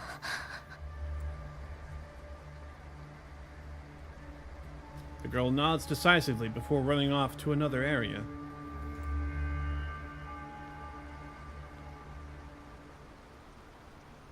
Alright, let's catch up with the girl, shall we? Follow the girl and inspect the apple-like plant. A sea apple.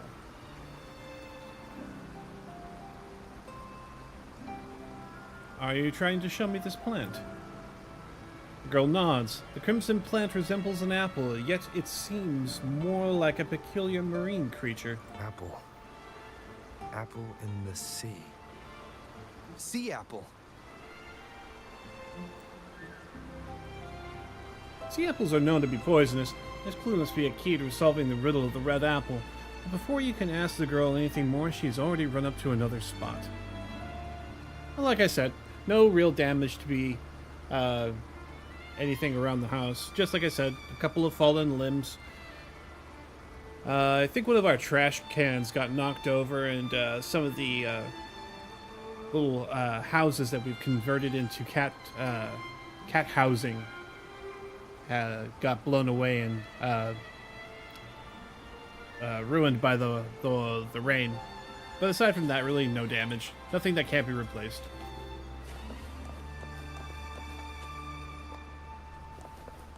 Alright.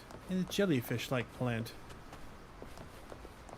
You know, I hang around this place a lot, but I don't recognize all of these plants and stuff. I guess they're just something for the event? Jelly rose.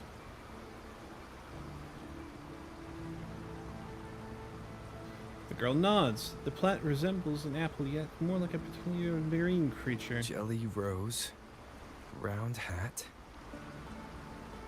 Could the round hat worn by the girl in the riddle actually be a poisonous jelly rose Medusa? If that's true, then the ghost girls indeed have a connection to the Phasalias. I need to discuss this with Cantarella. The girl nods decisively before running off to yet another area.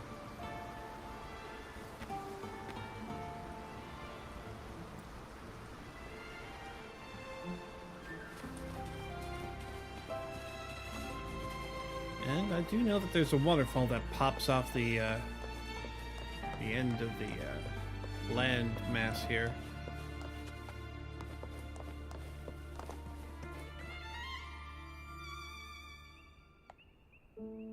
You find Cantarella finishing a dance under the moonlight. Her graceful movements seem meant to regulate certain frequencies.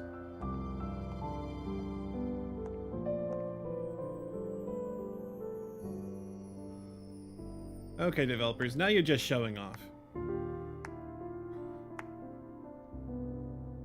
Ah, you've made it here. I'm glad to see you're feeling better. Now, we can finally have a proper conversation. Did you come all this way for me? Or are you in search of the secrets slumbering in the deep? Why not both?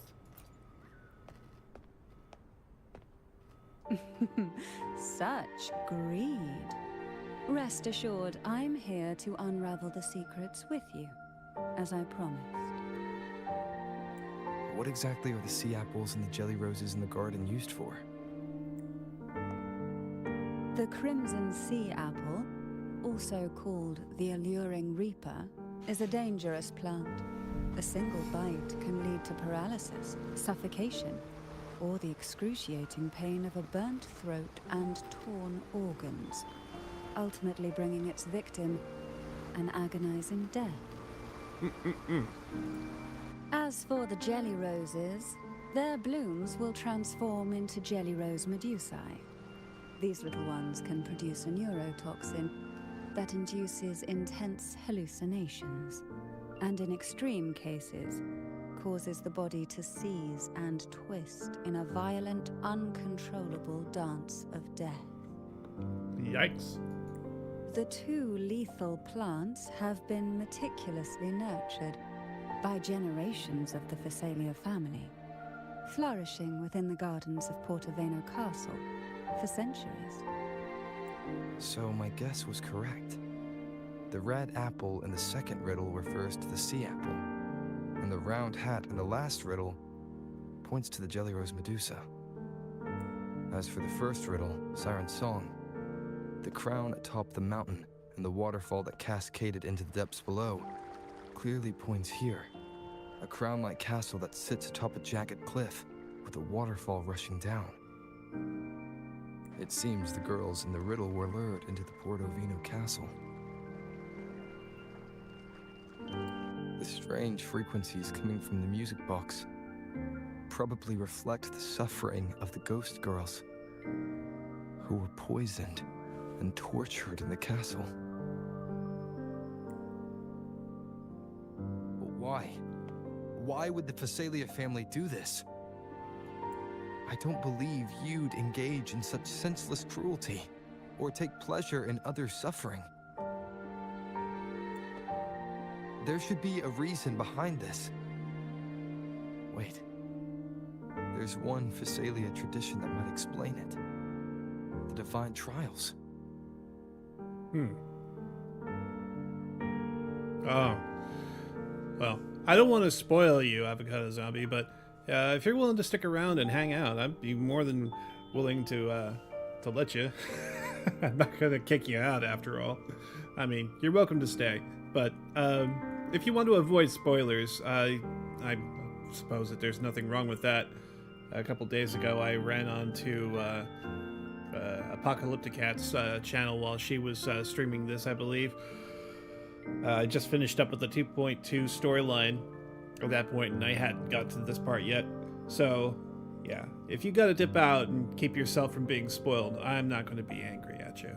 But I want to thank you for stopping by, and I also want to thank you for the follow the other night. It was, it's well received, and thank you. I am truly touched.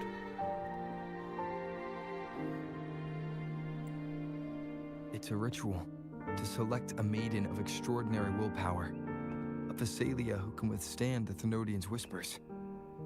I assume such extreme methods were needed for the trials. Well, I never imagined you'd solve the mystery so quickly. You never cease to amaze me.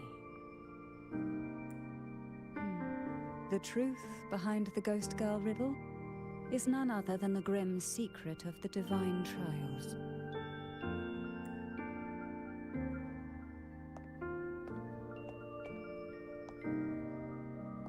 The blood and tears shed in these trials throughout the years have seeped into this castle and concocted what we now call the Sea of Ghosts. Oh, Sonorosphere. Cool. There, past and future intertwine, and Phasalia's ancient secrets cling to the cracks of time like grotesque scabs. Well, thank you. I'll make sure to pop over and check you out whenever I got time. In case, thank you for the invitation. With you by my side, I would relive that trauma and unfold the layers of forsaken time for a closer look. And if you find these scabs have somehow crept onto my very flesh and feel the need to cut them away, I'll place my full trust in you and leave it in your hands. Why do you trust me so much? Ever since I guided you to the sanctuary, you've seen through me, and all that the Phasalia family conceals. I've witnessed you cleanse the chaos of the inverted tower, restoring order to the heavens and seas. If you are the one to pass final judgment on me, it would be the highest honor. Now, the answers we seek lie in the depths of fierce undercurrents. Will you join me and dive into the deep sea?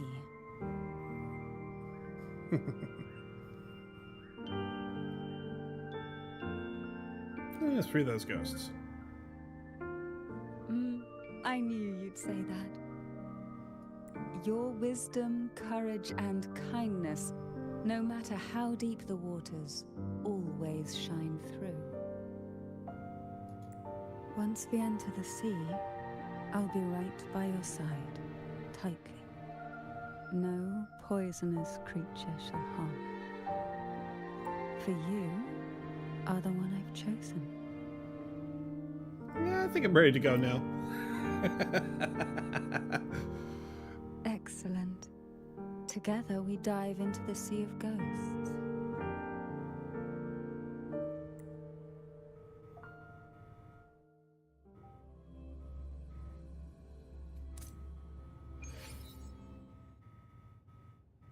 Is this still Portovino Castle?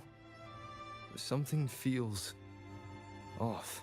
Yes, turn the lamps back on, or there will be more cloth-related fatalities. Yes and no.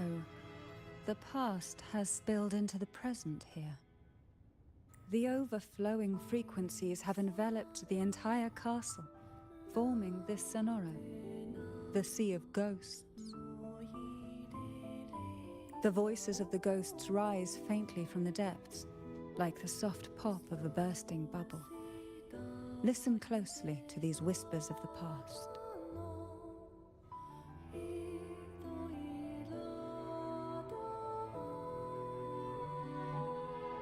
Piece together these fragile clues, and the answers will emerge on their own. But do take caution. One wrong step in these murky depths, and we may be drawn into an endless abyss. With a bit of light, though, we can hold back the darkness.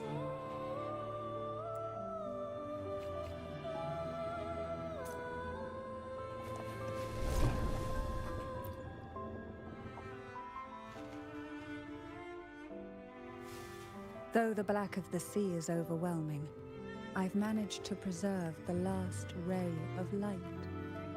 You see, light is something that darkness can never fully devour. As long as it flickers, it can guide us out.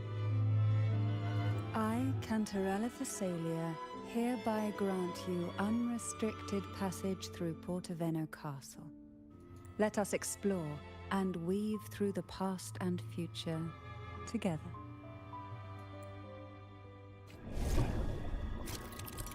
Ooh. Twisted frequencies permeate the castle, giving birth to a sonorosphere where past and future intertwine.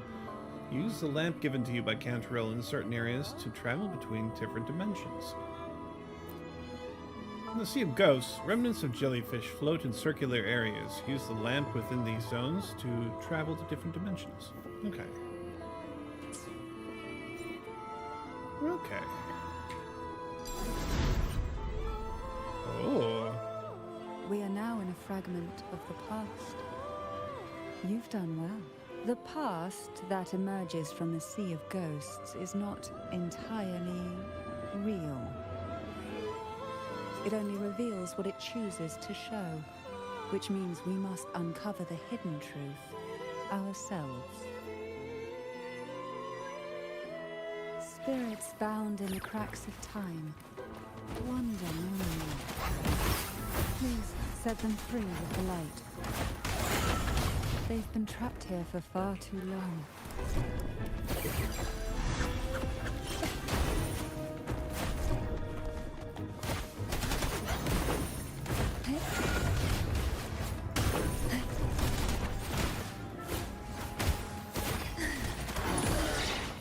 Surge of deep. Okay, enemies are from an alternate dimension are shrouded in shadows, granting them immunity to all forms of attack. Use the lamp and switch their respective dimensions to clear their shadows and make them vulnerable to attacks. Okay. Hides.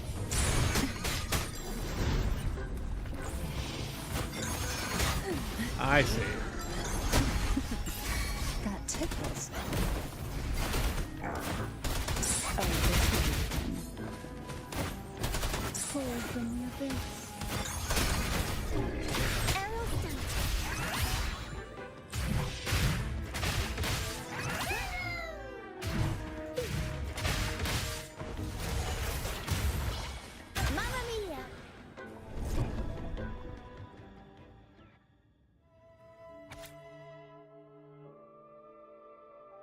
Oh dear.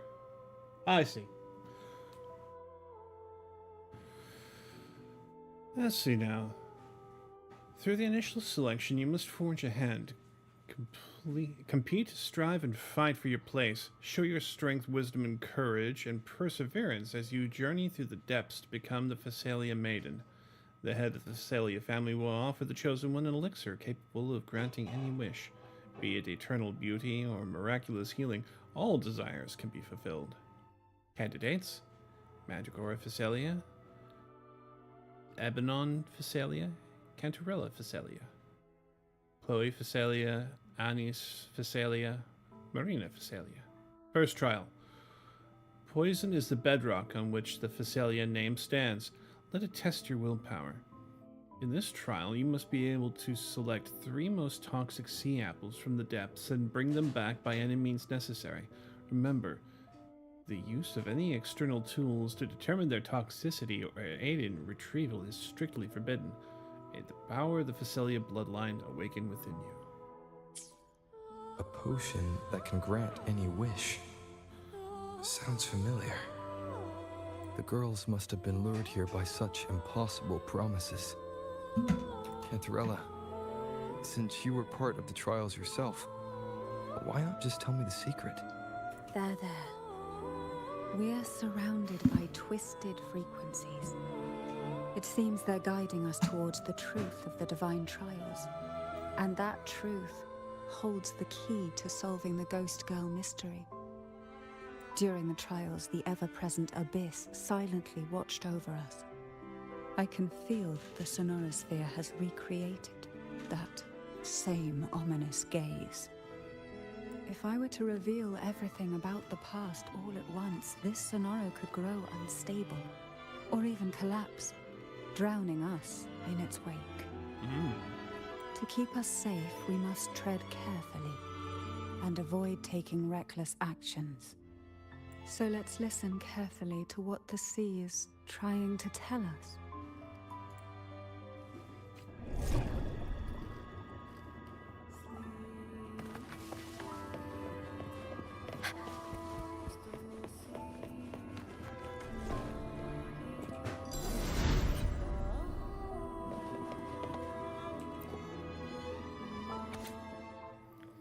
Dear Anis, the trials are tomorrow. I'm so nervous, but a tiny bit excited too.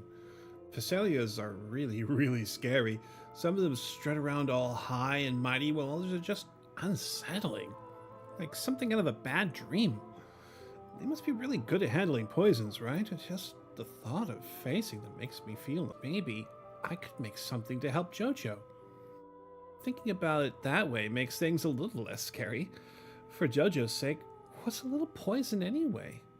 Be careful tomorrow, my dear Anis. We don't have Phasalia blood, and they know a lot more about poisons than we do. Yours, Chloe. The divine trials stand as a hallowed tradition of the Phasalia family, a ritual that demands every family member to offer their daughters to face the ordeal. Yet tales of these perils have driven some to seek out young girls resembling their own and use them as substitutes. These girls' parents are often offered a generous sum of money or sweet promises as compensation. Behind this intricate web stands the late head of Phasalia. To him, the Phasalia daughters who had been replaced were nothing more than useless stones. The substitutes, however, he considered rough gems that could be polished into dazzling jewels through suffering. For him, regardless of blood, the maiden must be a Phasalia. To this end, no sacrifice was too great.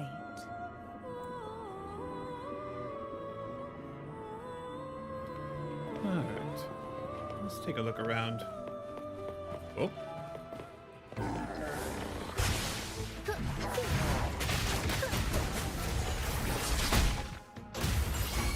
Mamma mia! Oh, he got me. Mamma mia! Avanti! Improv performance! I'll keep you company.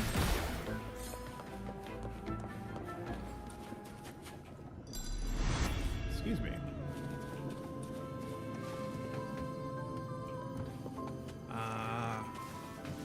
I'm going to need something.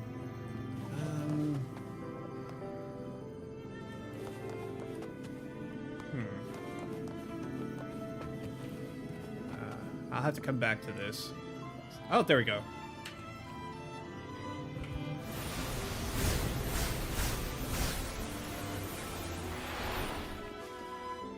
This book looks familiar.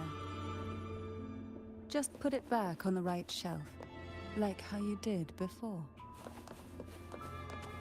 Oh, it's a glass ceiling. Okay.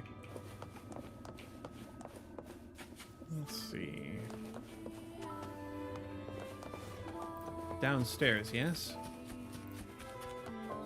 If I remember correctly. Oh, excuse me. Who left all this luggage here?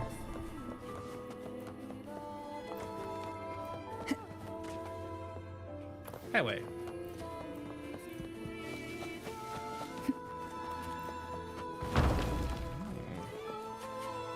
Deliver the book. Found in the Sea of Ghosts, this book seems to hold the key to a secret door hidden behind a bookshelf. This book is unable to open, and the contents is inaccessible. Perhaps it's for the best. Well done. You never disappoint me. They say most questions can be answered in books. But can they really? Dear Anis, today I tried 4 different poisons.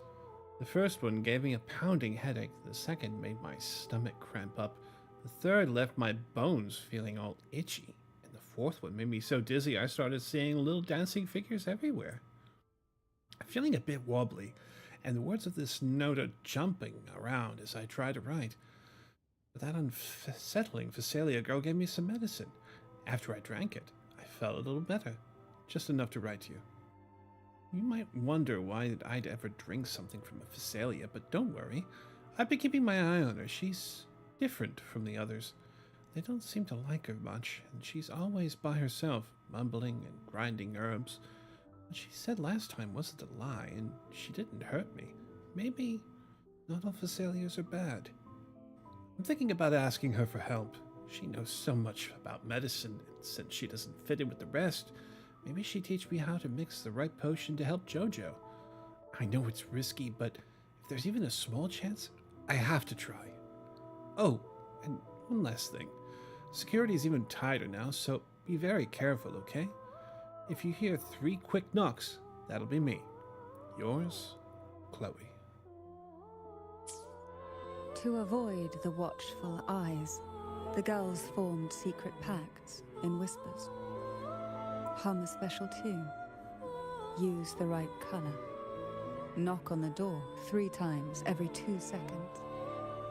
In the cold, unfathomable sea, they clung to each other, seeking warmth and comfort. The little fish huddled close, unaware of who might vanish or what tomorrow would bring.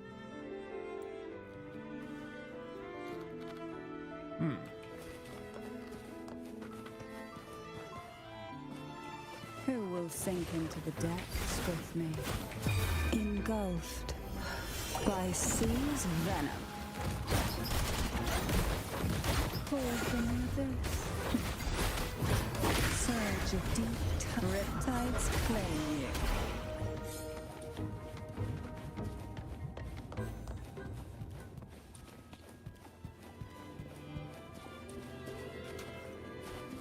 Ah, right.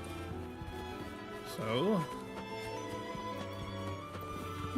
let's go ahead and use this pool over here to switch the times. Oh yes, her character model is very pretty, I agree.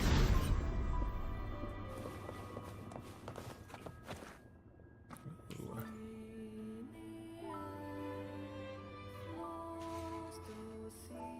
There are many footprints of various sizes in the hall. All seem to belong to women, but only one of them is clear enough. Cantarella's footprints are among them.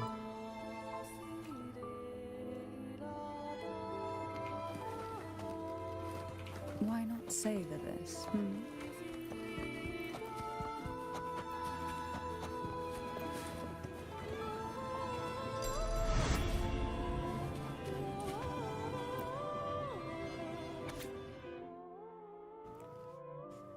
Dear Redacted, the sea apples were extremely potent. Even smelling them was enough to make it impossible to breathe, like my throat was being squeezed. I could barely get a word out, and when I finally came to, I tasted something metallic in my mouth. I didn't have the strength to touch one, let alone bring one back. All I could do was watch helplessly from afar. They were round and red like apples, or maybe like tomatoes. Back in Aglatown, we had fields full of tomatoes. Is it because I'm not a true Phasalia that I can't awaken my special abilities or immunity to poisons? No, I can't give up. It must just because I'm not trying hard enough. Anise wasn't a real Phasalia either, but she made it through, even though we'll never hear her voice again. The poison destroyed her vocal cords, and she'll never speak again. Now's not time for tears. I have to be strong too, for Jojo's sake. I won't give up. Chloe. The Phasalia family is built on poison. And from a young age, every Phasalia child is introduced to it. Years of exposure gradually build up our resistance. At first we suffered, but over time, few poisons could harm us. We are no longer merely the bearers of poison. We become the poison itself.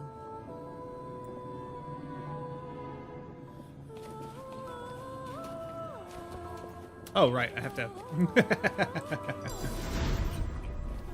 I have to wind back the clock.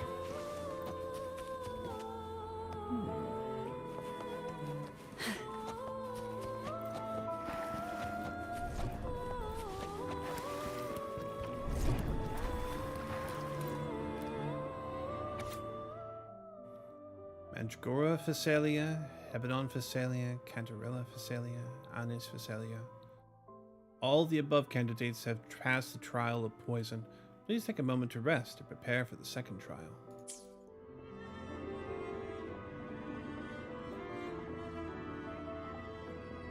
Stillness, darkness, and silence fail, and you'll be lost in darkness. Pass, and you'll face an even greater darkness. Before the merciless poison, there are no winners.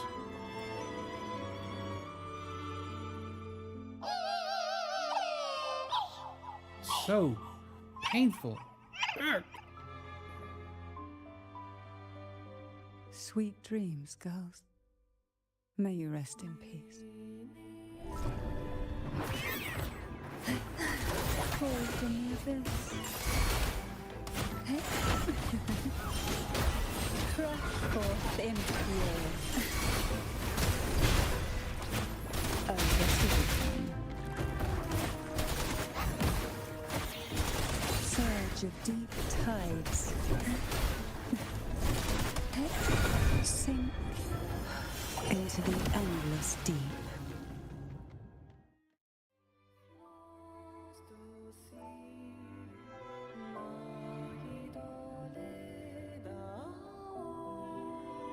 The answer remains submerged, yet from the ripples of the past, a familiar door rises. Maybe try knocking 3 times, as the girls once did. Knock. Knock. Knock.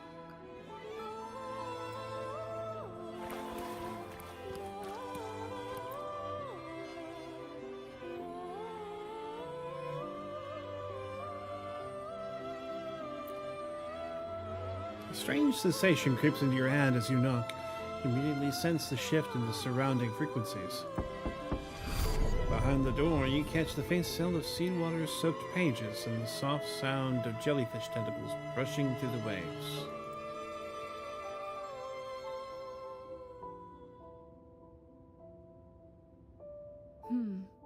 It seems safe here. We can catch our breath amid the surging undercurrents.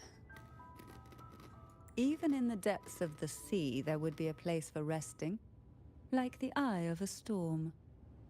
Perhaps we should take a moment to explore this room. It seems like an ideal setting to gather our thoughts, or simply rest.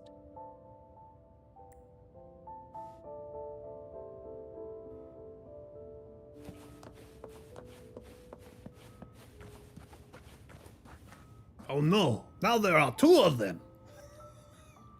This is getting out of hand! The jellyfish drift gracefully, their translucent forms gliding through the water.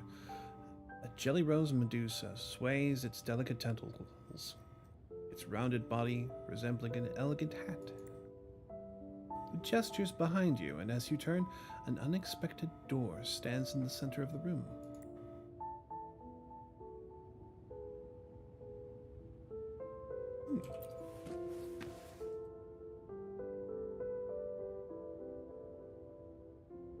Little Chloe. I hope she's found peace somewhere where no pain can reach her anymore.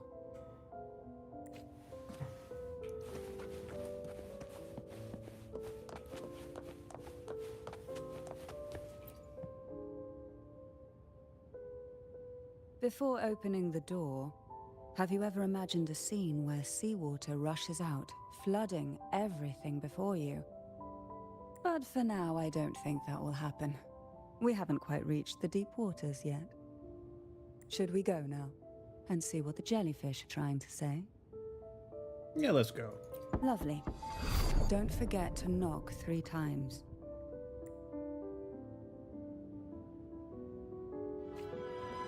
Darkness breeds the unknown, and the unknown gives birth to fear.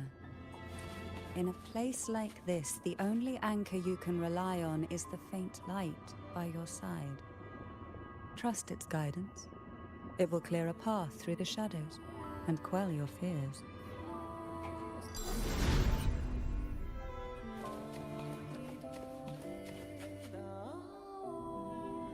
But can the glimmers from these delicate drifters truly light up the entire sea?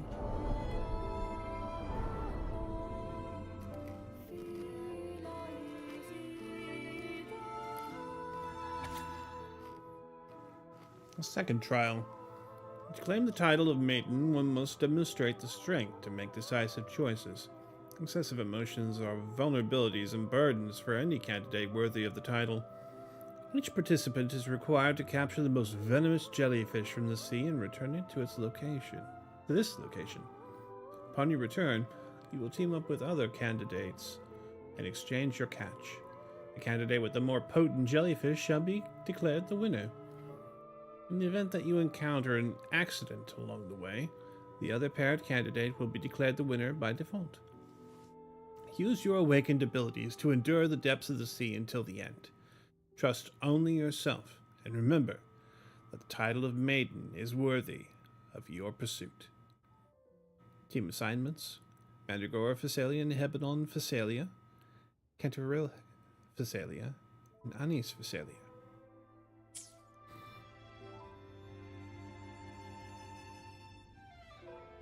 In this spacious room, it's just you and Cantarella. Her eyes linger on you, dark and endless like a bottomless abyss. It seems like fate insists we move as one, side by side. In the realm of poison, none can rival the Jelly Rose Medusa. Ah, a scent I know well. There's a Jelly Rose Medusa lying in wait just a little deeper. They tend to be wary when alone, their nerves quick to tingle at the slightest move. But worry not. I know what to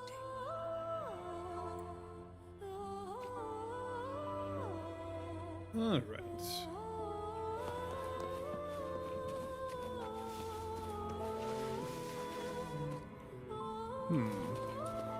Will I simply jump off the edge? Or is there a ramp down? I may as well check these areas here just to be sure.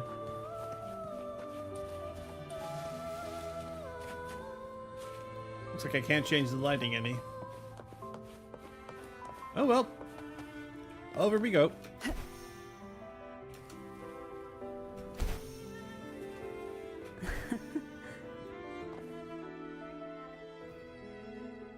Oh, red one. Oh, but locked behind a door. The jellyfish drifts on the other side of the room, its movements slow and unhurried, as if the bookshelf's cover lends it courage. Ah, I know this bookshelf well. Today it seems ambitious, hungry enough to devour 2 books at once. One titled Past, the other Present. All right, so let's see.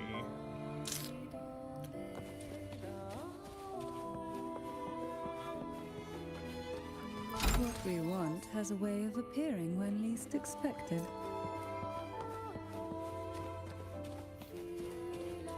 Anything in here? Yeah, I'll leave the crockery where it is. Oh, another box. Luck does seem to favor you. However, I will break these boxes.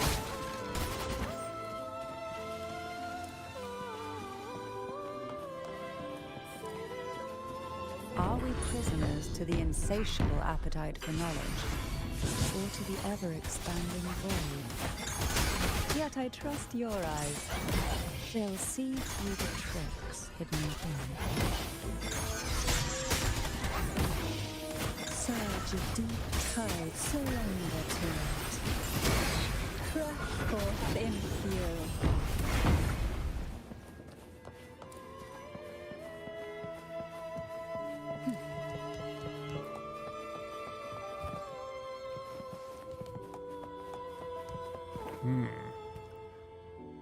Oh yeah, this is a trap, definitely.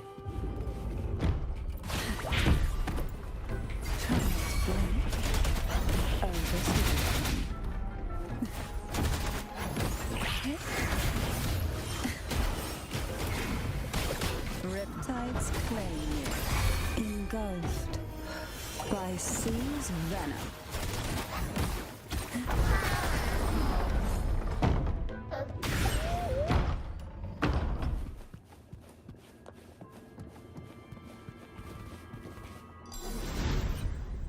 Oh, no floor. What we want has a way of appearing when least expected. An empty shell. The remnants that past has left behind. Just one more to go. The shadow cast by present.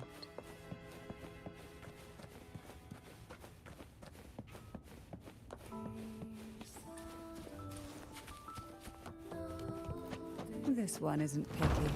It's a mere accident born from the twists of time. A strange book found floating in the Sea of Ghosts, one that seemingly records the past. Its cover, ravaged by seawater, and the waterlogged pages stick together, making it impossible to open. The past cannot be retraced, yet the abyss insists on drawing you back in time. Past and present come together, leading to the future.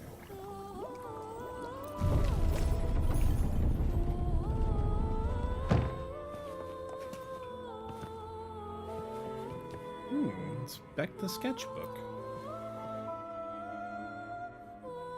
Many books seem to have been leafed through, their pages adorned with sketches and annotations in diverse handwriting styles. Judging by the fresh ink, these touches were added not long ago.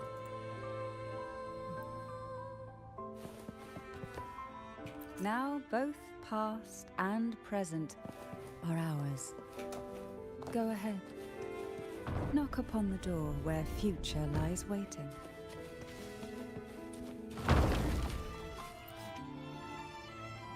Two strange books floating around in the Sea of Ghosts.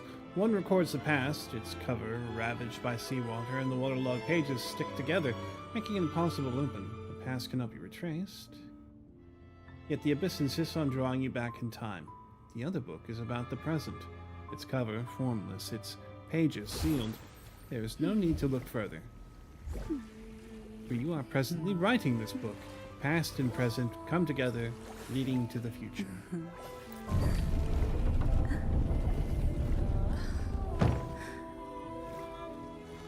This idle fidget is rather dear, isn't it?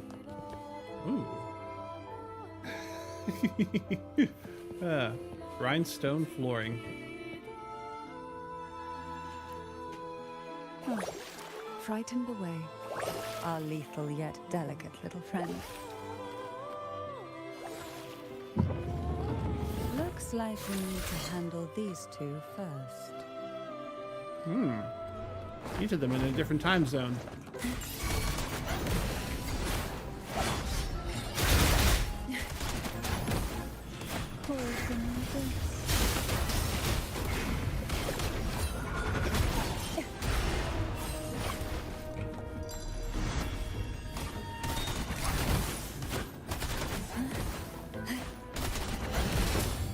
Surge of deep tides.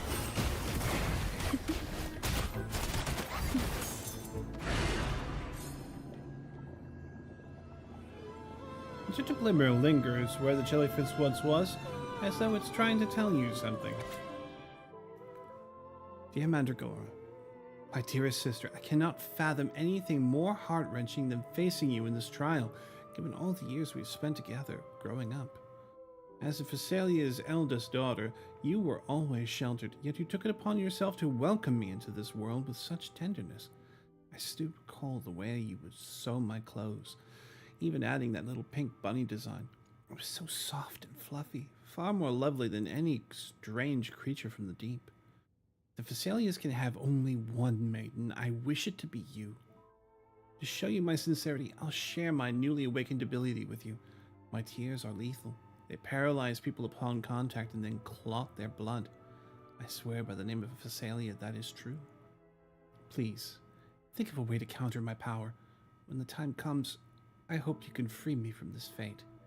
Yours, Hebanon. Hebanon. She was such a timid girl, like a frightened rabbit. She'd peek out from behind Mandragora, her little face half hidden.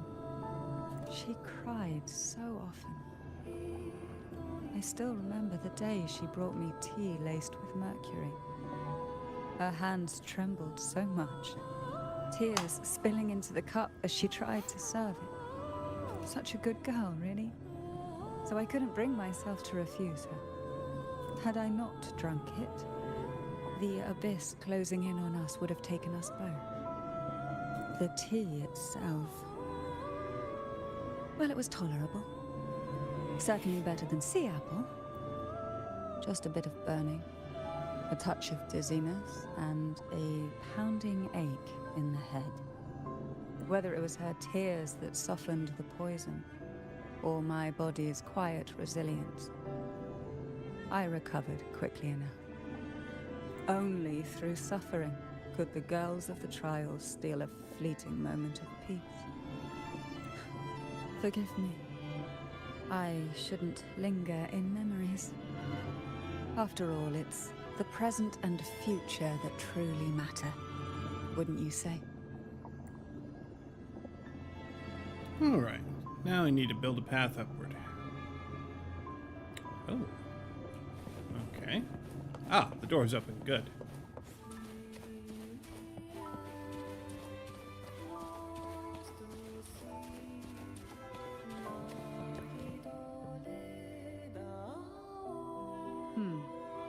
Our delicate little friend seems to have slipped above us.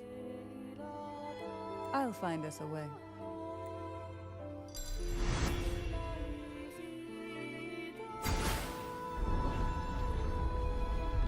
Oh, you can do that? Nifty.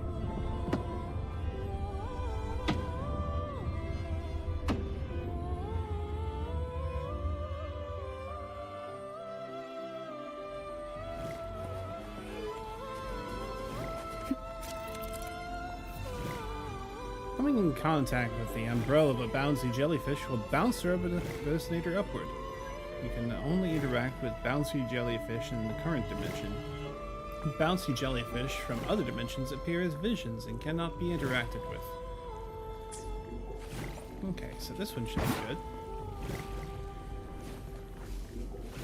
Let me grab that box. Luck does seem to favor you.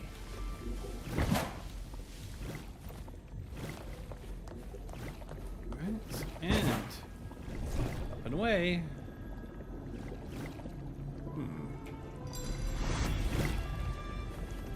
Ah.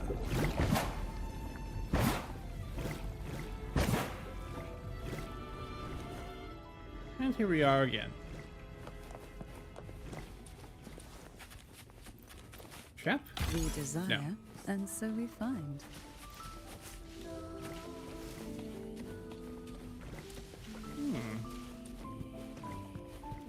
Oh, was this here before? There it is, just a step away.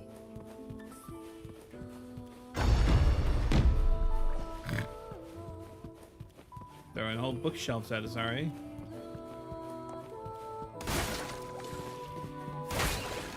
Alright, well, the crockery's not going to survive.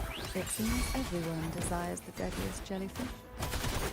Expired obsessions rarely know when to stop.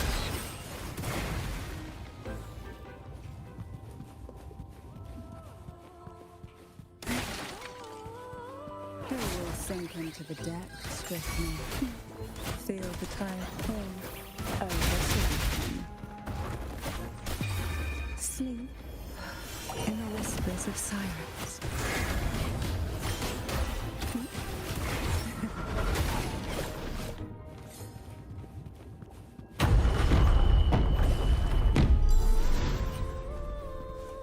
Can't stop me. What we want has a way of appearing when least expected. Oh, How rude. Surge of deep tides.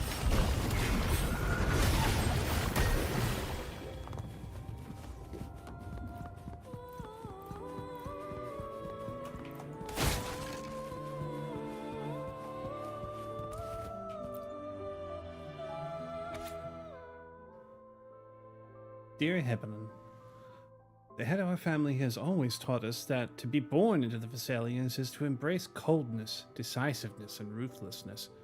For the greater good our family upholds, personal sacrifice holds little weight. As the eldest daughter, it's my duty to uphold these teachings.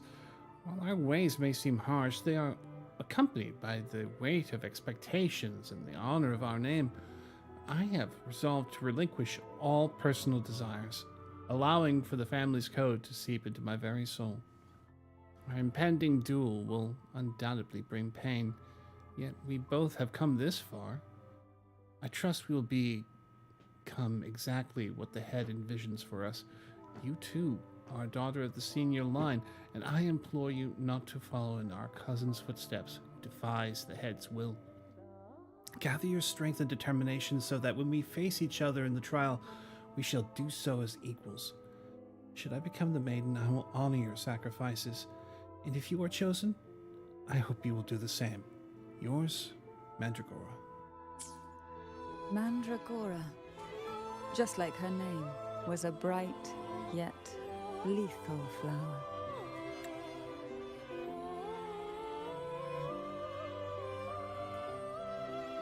Oh, please don't misunderstand. Lethal is the highest praise for a Thessalian.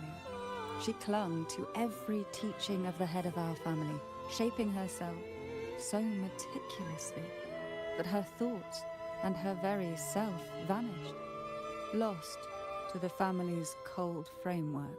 I saw the weight of what she gave for that trial, all for a cause that was barely worthy of her sacrifice.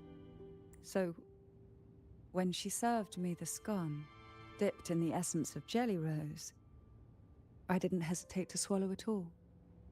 She was much tougher than Hebanon, but still, behind her unwavering gaze, I caught a flicker of reluctance, a shadow of something almost tender. As for the poison, the sensation was... I felt like I was drowning in slow waves, my body twitching without control, and my vision slipping. And somewhere within that haze, I saw us transformed. Birds, perhaps, dancing on a sunlit shore, carefree and joyful. But then I woke up. There was no sunlit shore around, and I lay here, as ever, in this cold abyss.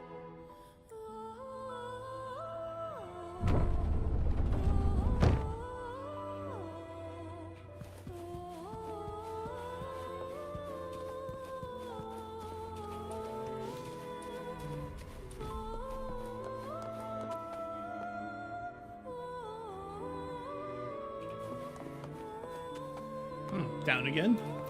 Very well.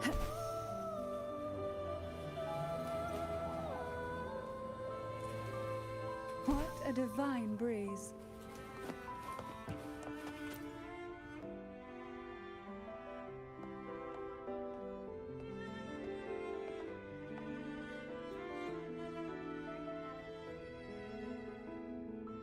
Seems like this little one is ready for a duel, trying to take your life with its venom. But I despise unnecessary fights. Hand it to me. Yes, just place it gently here. You've already endured this before.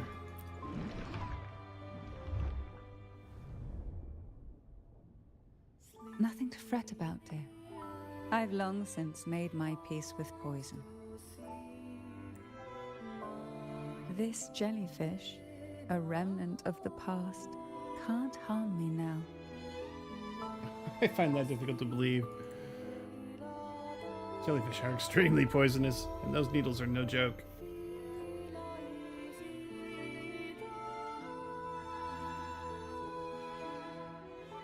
You have such a kind heart, always ready to take on burdens, even while carrying your own. But some weights belong only to those who've already weathered their storms. So, let me bear this one.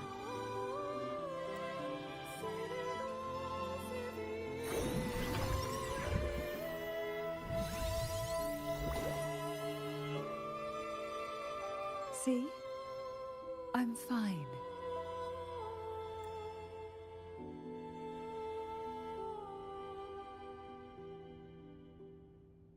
Come now. We've more to uncover.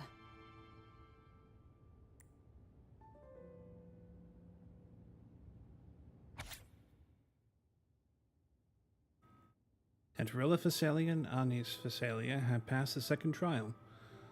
The loss of two beloved family members weighs heavily on us all. However, as Phasalias, it's our duty and privilege to continue with the trials. For the rise of the maiden, we stand unwavering, prepared to bear any cost. Hello again, Selena. Hello, hello. What you doing in my lap? You fussy baby. Get here to get fussed. Fuss, fuss, fuss, fuss, fuss. Fuss, fuss, fuss, fuss, fuss. Oh, those cold little ears. Where have you been putting yourself that you've gotten such cold ears? So cold. So cold. I'm sure you've seen those shorts with the cats that talk, right? I'm cold. I'm cold.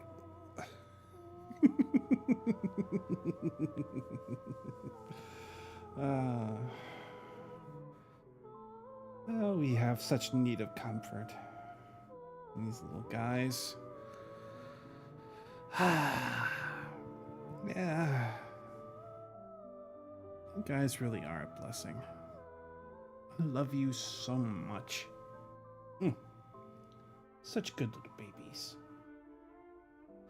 Alright, Selena. If you don't mind too much, I need to get up really quick and make use of the facilities. Okay? Okay? Okay. Come on. Uppies. Uppies.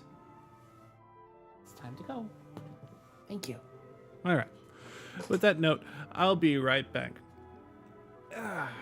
Hang on tight. It'll only be just a minute.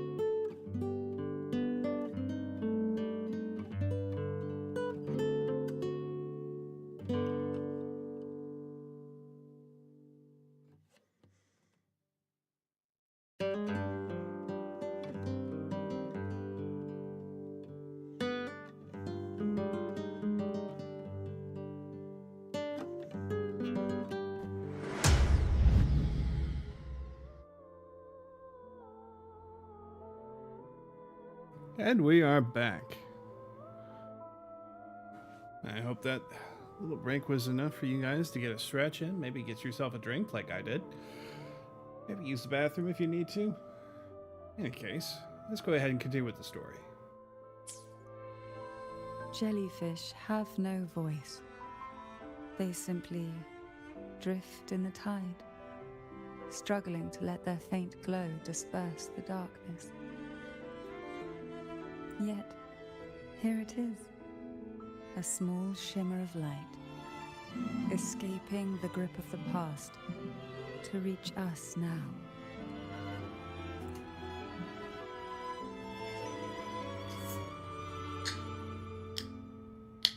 Let me have a carbonated beverage here. Ah, much better.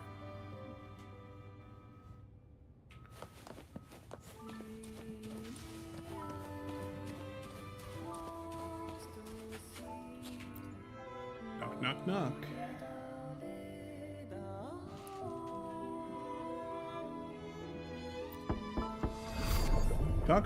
The cacophonies from behind the door, like high waves going to burst out of it.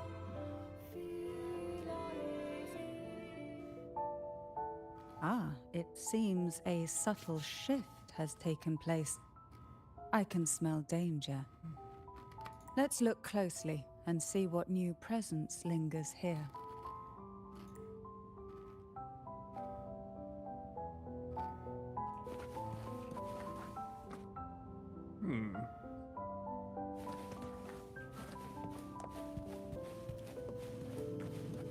Go ahead and clear that up first.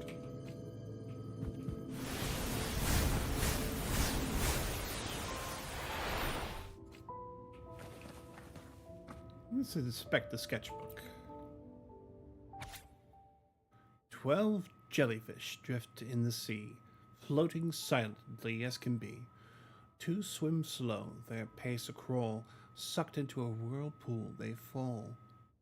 10 jellyfish drift in the sea, apple choked they can't breathe. 2 then die, and the rest are free. 8 jellyfish drift in the sea, deep down they go quietly. Yet sea's abyss demands more. Several are eaten, all done for. Only a few small jellyfish remain. They panic and swim in vain, colliding like they've gone insane. How many jellyfish are there left? How many are there left? How many are left? Unimportant, ultimately. They'll all get swallowed up. The waves came crashing, eager to snuff out every spark they found. Poison and whispers slithered in, seeking to clip every wing. Sweet dreams were shelved away, locked tight, only to wither into silent, brittle tears.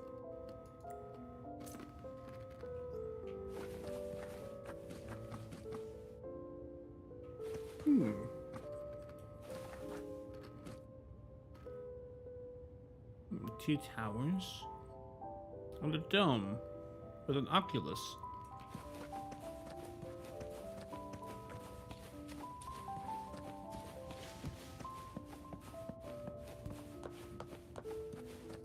A little garden with some sea apples and some jellyfish medusae.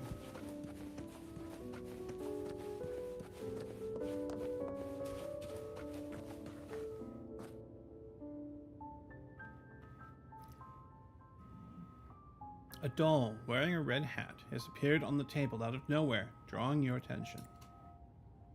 You recall someone saying, "It is a symbol of fortune. As long as you follow the divinity, luck will surely be on your side." But is it really so? You are lost in thought as a door silently appears behind you.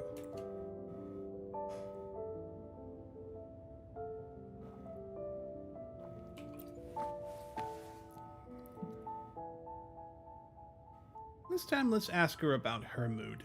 Why? I stand perfectly well right before you. Tears wouldn't grant me mercy, and I never intended to blindly follow rules that were never meant to be kind. I earned my place, my own way. That's why I stand here now, able to share this with you.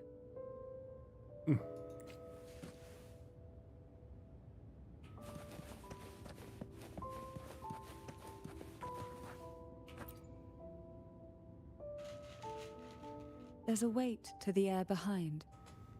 A mixture of whispers from the deep, dried tears, and the stale, lingering scent of blood. Behind this is the deep water zone. Are you ready to face the relentless surges? The place ahead is beyond the reach of light, like the night sky devoid of stars, hungry to consume everything within. Yeah, let's go. It will be dark and murky there. Please stay close to me.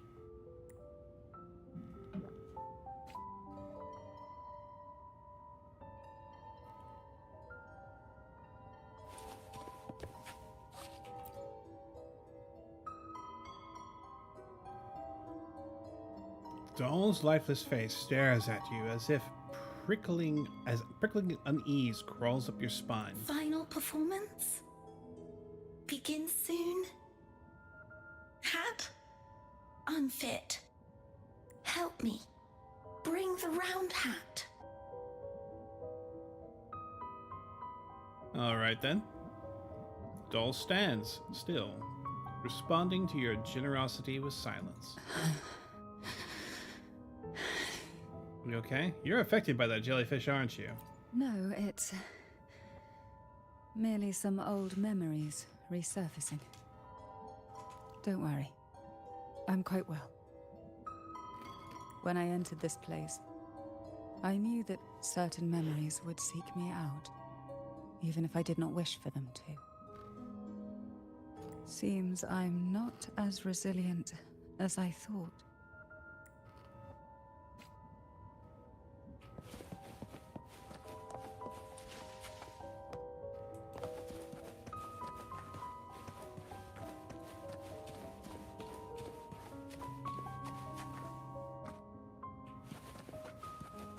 Alright, let's break some boxes.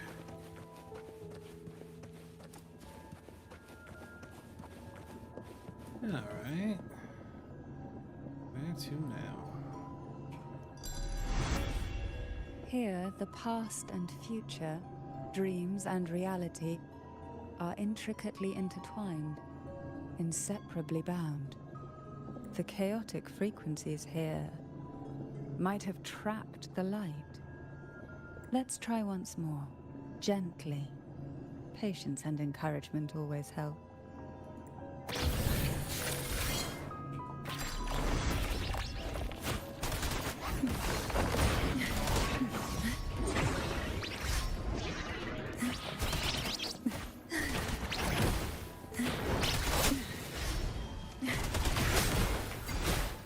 Oh, this will be fun. Why not savor this? Pour from this.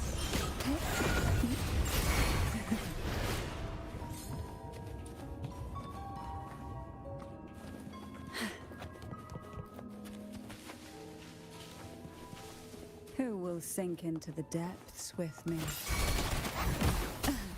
The nerve. Got the grab on me.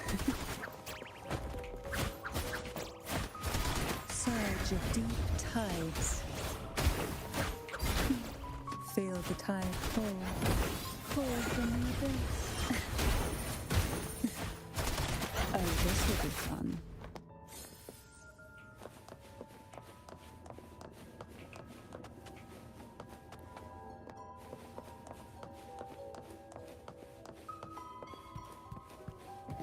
Okay.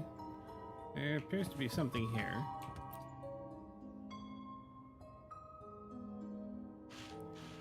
Bizarre poster announcing the final performance. The two dolls on it look strangely familiar. Good fortune and bad? Oh, and one of them wearing lavender hair.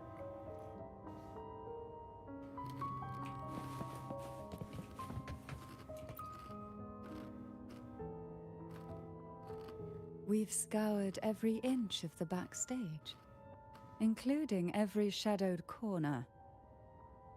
It seems the round hat isn't here. Well, let's Why check. not savor this,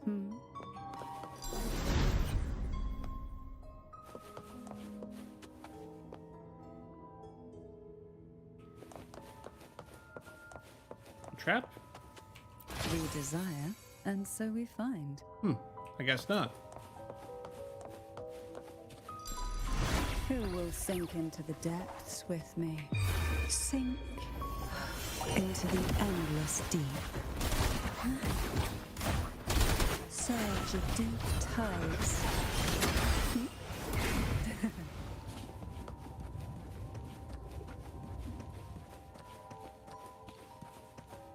At long last, the final performance. Dance and fight. The maiden's crown will soon appear. And rest upon one among you.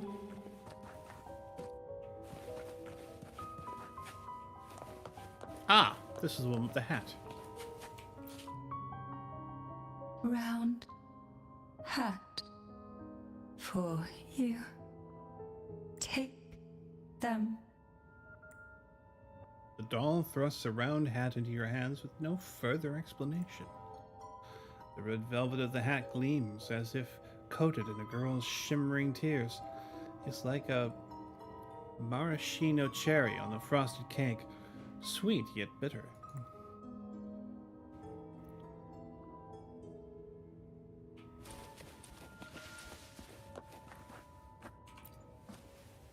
Round hat. Thank you. Odd, but thank you. The final performance begins now. Go. The front. Closer. Clear. Reassured.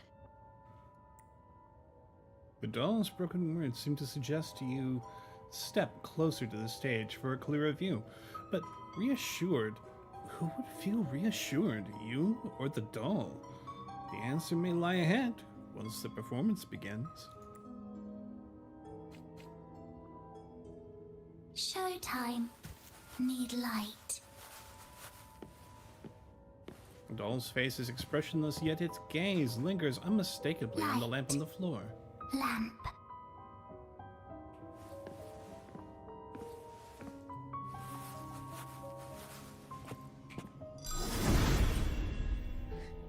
The frequencies are too chaotic. Frequencies are too chaotic. No worries. We'll try again.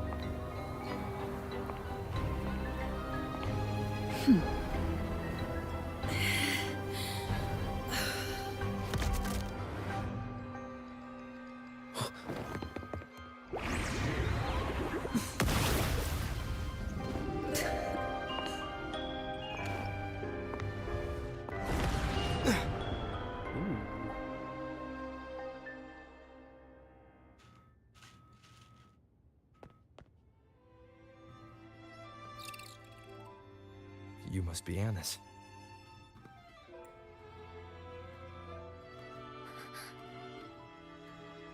And also Girl A, who couldn't speak but managed to send me that message.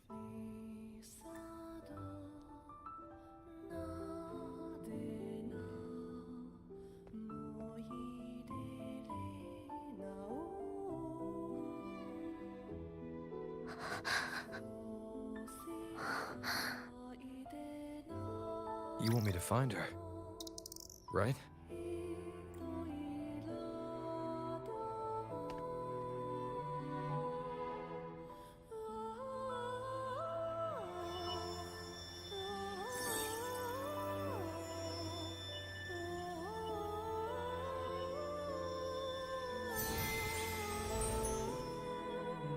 We better watch ourselves.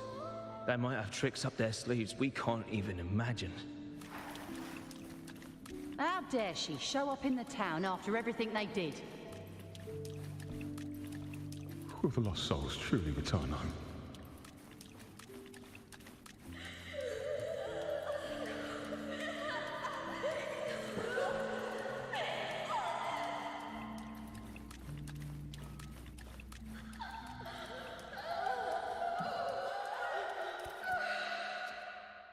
We better watch ourselves. They might have tricks up their sleeves we can't even imagine. Time seems to be repeating itself.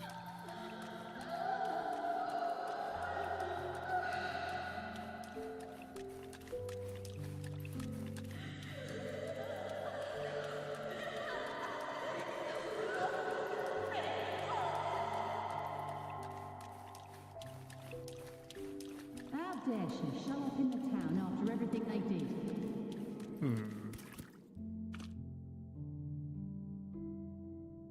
The Cantarella I know is unbreakable. She will never falter, even if you drown her with all these malicious whispers. And you certainly won't shake me either. But can the glimmers from these delicate drifters truly light up the entire sea? Yes, just place it gently here.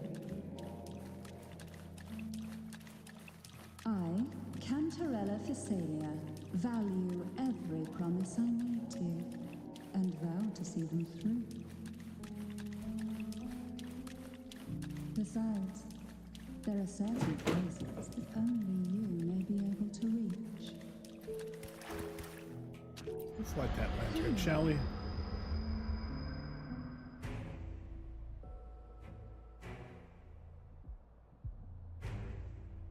All those years of lying and scheming, and what have you gained? A tarnished reputation. You could have walked away from this, Cantarella. Could she? Really? I still remember the little you. The youngest, the most neglected of all the Thessalias.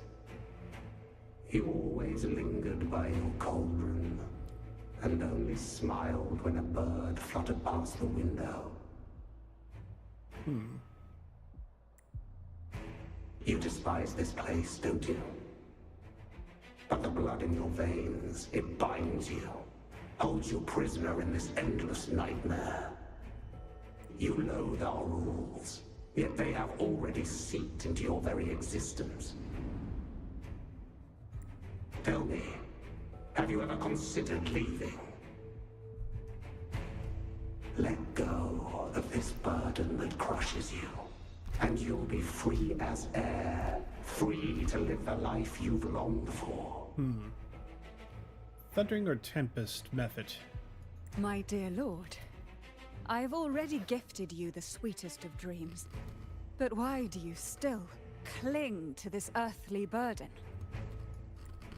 You watched with satisfaction as I climbed over the fallen, ascended the steps to glory, and wore the thorned crown. Was that not enough for you? Illusions are no match for poison, Cantarella. False bubbles burst, and here we are. The end of it all. Well, you see, illusions can also lead to true beauty.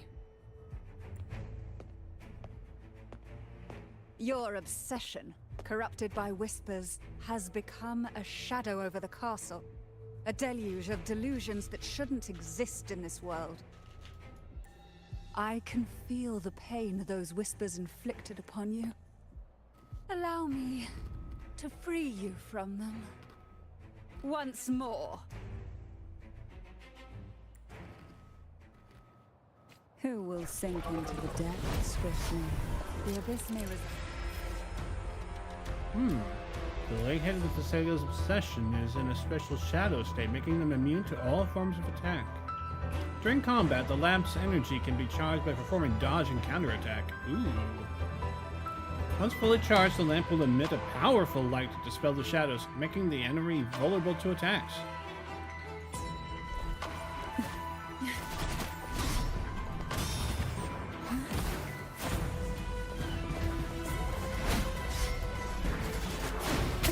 Oops, missed that one.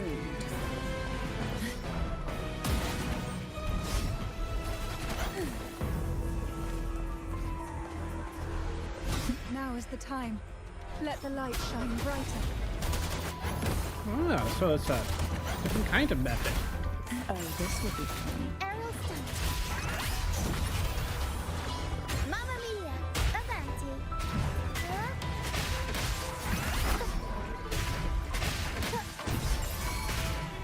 Leave it to me.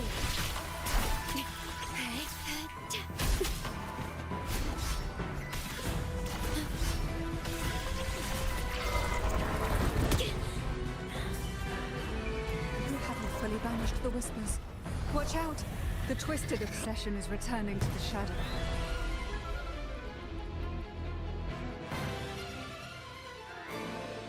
At your disposal.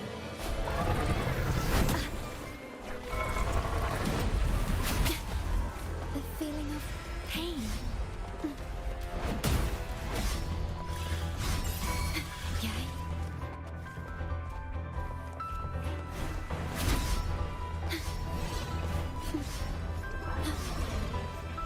Now, free him from the Threnodian's whispers.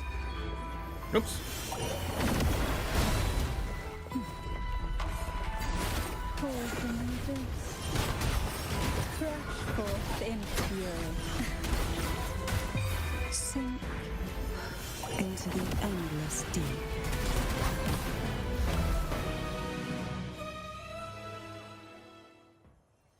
My lord, I offered you the sweetest of dreams and safeguarded your legacy when you departed. I have entrusted Thessalia's true faith to one most deserving, and the Threnodians' deceptions in the inverted tower have been laid bare. No more whispers shall haunt us. Our children are freed from the cruel burdens of those trials. Now, you too shall find release from the Threnodians' whispers.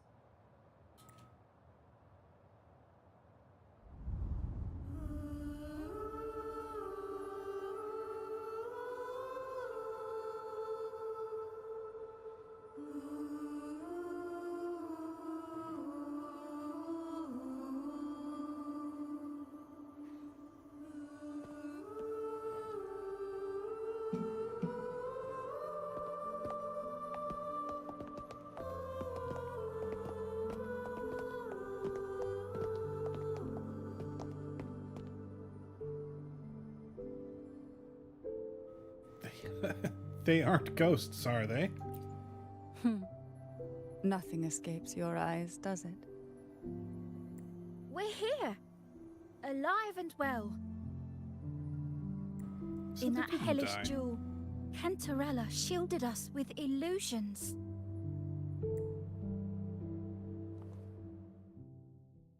It all started with a false hope. An elixir to grant any wish was said to be here. We dived into darkness, choked down fear.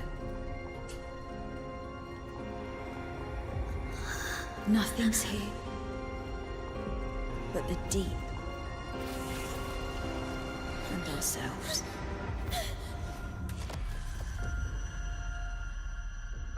The elixir was our blood and tears. Yet the bane gave us sweet dreams. At last, through the shadows, we reached the end.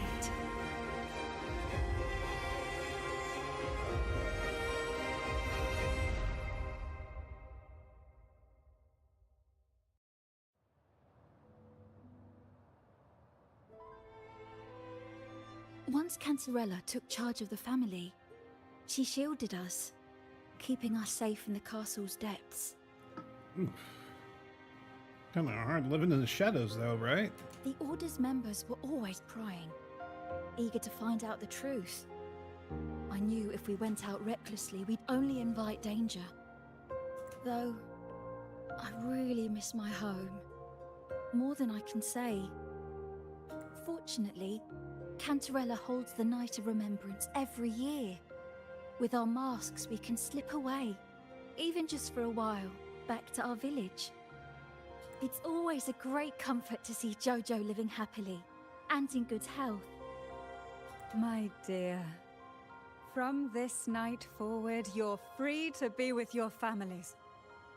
The gentleman here has solved the riddles. Together, he and I will craft the elixir of revival. I think I see the picture now. Since the Threnodians' lies were unraveled, the frequencies and situations on the outside have shifted. Thanks to you, the Order is now entangled in its own troubles, too distracted to reach into the Thessalias. Most deeply affected by the Threnodians' whispers was the castle, where the former head was trapped, where innocent girls were lost to the trials. As the Threnodian fell, all these frequencies broke out at once. The long-standing fear, pain, resentment, and repression, all that the whispers had suppressed, burst free, becoming a new cage. The shackles of one's spirit were heavier than those from the outside. Yet thanks to you, we shattered those shackles together. I knew then the time had come for the girls to finally go home. I never meant to draw you into this. I was planning to shoulder it all alone. That's why for this year's Night of Remembrance, I took part myself. And as host, I chose Ghost Girls as the theme. My plan was to break through the Sea of Ghosts, claim that I've solved the riddles and won the elixir of revival, and then use it to send the girls home when the Dance of the Dead begins at midnight. But then who sent the letter? Your arrival, seemingly by chance, was perhaps destined. The letter wasn't my doing, but I think I know who brought you to my side. She had no intention of hurting you with the abnormal frequencies, but she had been in the Twisted Sonoro for too long. Long enough that she was nearly one with its frequencies. Was it Annie's? When I saw that letter and sensed something unusual about you, I realized you could no longer stay out of this matter. With a special constitution, you were affected by the frequencies overflowing from the Sea of Ghosts. Looking back, my arrogance blinded me. Forgive me for showing you this weak side of myself. My dear, I am pleased to see it. And you. The currents here run deep, and the tangled seaweed is thick. Even I can easily become ensnared. But you helped me untangle these knots and weathered the torrents by my side. Thanks to you, the elixir was much easier to make. That's why I said a skilled brewer is far more important than the ingredients or the process. Please accept my heartfelt gratitude. Thank you for being here and for staying by my side. Cantarella, you don't have to bear it all alone anymore. You've got someone you can truly count on now. You're right. I have one last favor to ask. Could you take the elixir and see the girls home on my behalf? The Phasalia doesn't enjoy a good reputation, and some villagers would resist my presence. At this point, causing any complication is the last thing I want. You, however, as the laureate who exposed the lies and turned the impossible into the possible, will carry a weight they can't ignore. If you're the one to handle this, the people will be convinced. Besides, even if the Order intends to look into this miraculous revival later, your status and capabilities will hold them back. But putting all that aside, it's with your effort that this elixir was possible. I can think of no one more fitting for this task. You know what? I'll stay until it's all settled. Thank you. Both I and the entire Phasalia family will aid you in any way we can. Given that you're free from your task now, and you don't have to poison little girls anymore in order to find the next head of the family. The Thernodian's dead. Girls, gather your things. It's time to go home.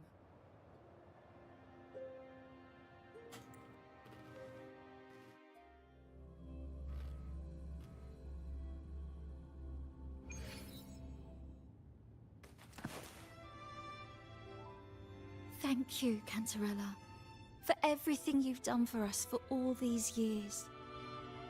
Now that we're leaving, you'll be left alone here. You should never have had to bear such a heavy burden.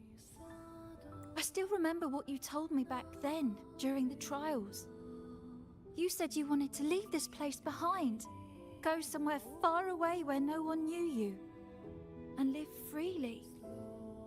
But now, you're staying in this cold castle, bearing it all alone. As long as I am the head of Phasalia, what happened here remains buried. No more trials, no more innocent lives caught in this web. My freedom for theirs. A fair exchange, wouldn't you say? It's time to leave, my dear.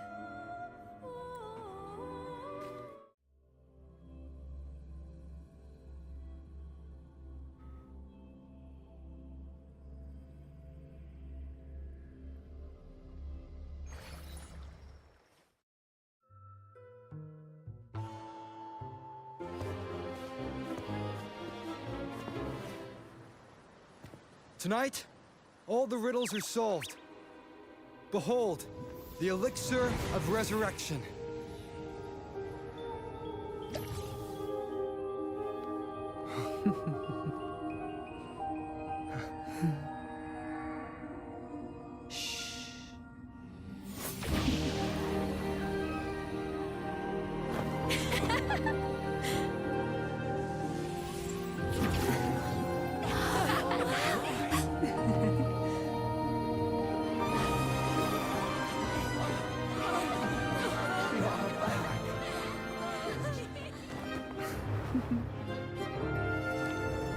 What a night to remember.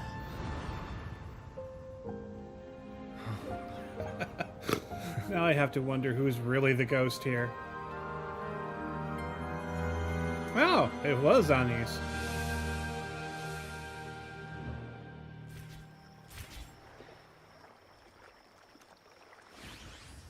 The night of remembrance has come to a perfect close, and the town settles back into its usual place. That was a really long nap. The strange smell is gone. You smell good again. Huh?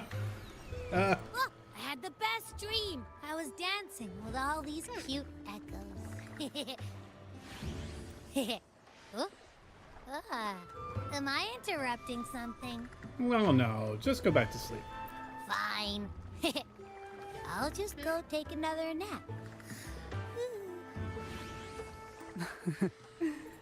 Things have returned to normal, it seems.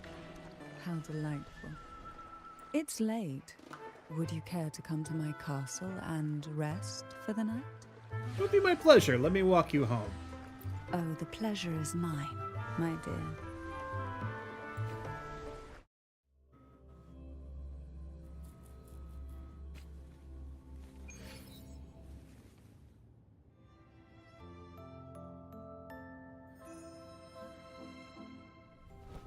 Well, I guess I don't have to worry about poisoning my tea anymore. This castle feels warmer. Your presence may have dispelled the chill that used to linger. Divine trials. Our family's purpose has always been clear. To resist the Threnodian spiritual interference and hold fast to our faith in the Sentinel. The cruel trials were designed to find a maiden with an unbreakable will. Someone who could withstand the Threnodian's whispers and fix her eyes on the true light. Yet, in pursuit of that noble cause, innocent lives were sacrificed without question. I can't accept the so-called necessary sacrifice, one that tramples the will of others in the name of duty. It's nothing but living off the weak. Though it's important to kindle the flames, none should forget those burned to ashes. Those lives shouldn't have been squandered. After all, we are more than just firewood. So you saw it a different way. Yes. When I took up the Sword of Divinity, I felt a presence. Someone far more capable, more suitable. A new possibility emerged. I asked the Sentinel to transfer my second awakening power to that girl. The Sentinel had always wielded the power of separation, but instead agreed to my proposal to combine our strengths. With that power, she confronted the Threnodian. We triumphed, for the moment. But the Threnodian proved to be more difficult than we expected. To stop the brutal divine trials and secure us the final victory, I chose to become the family head, drawing on every resource available to achieve our goal. I pretended to align with the Order to keep the Threnodian off guard, all while searching for a way to fully liberate the Sentinel and end the Threnodian, once and for all.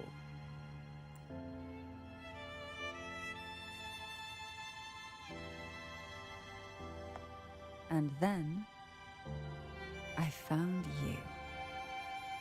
Too close! Too close! So that's why you took me straight to the Sword of Divinity.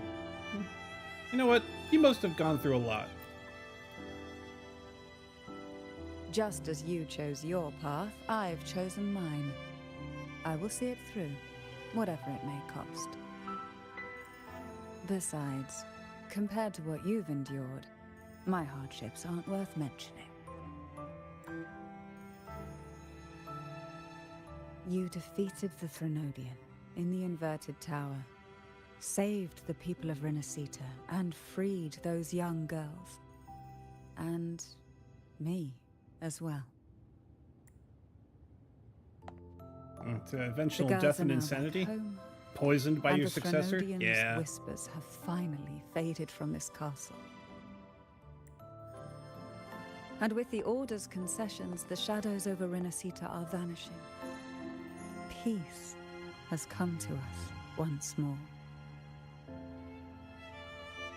Yeah, I don't think we're done with the Order just yet.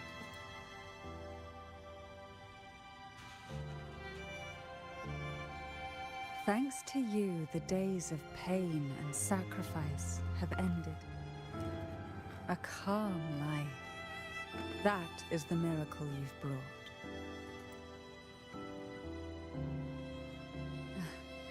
As the head of Thessalia, I must offer you a fitting reward for all the efforts you made. An elixir for eternal youth, perhaps? No. Judging from the power of your awakening, it seems you may already possess that. Then, let it be the elixir that turns stone into gold. I, Cantarella Thessalia, hereby offer you the family's entire legacy. Every elixir and every hidden secret. Really? Everything? Does that mean...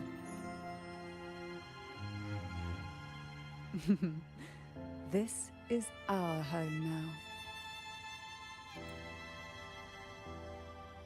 It's been a long day. You deserve a sweet, peaceful sleep. Here, a special elixir I've prepared with Albizia flowers. Their gentle, lingering fragrance can waft through reality into your dream.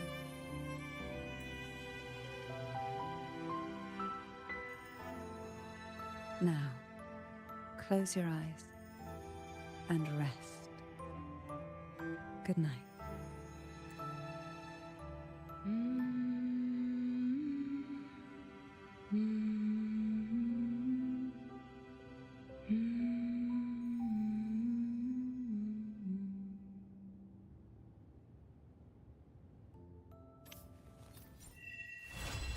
All right, and we've done it.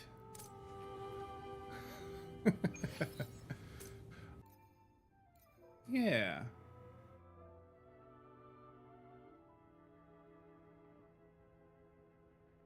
I could have swore I saw loot in there.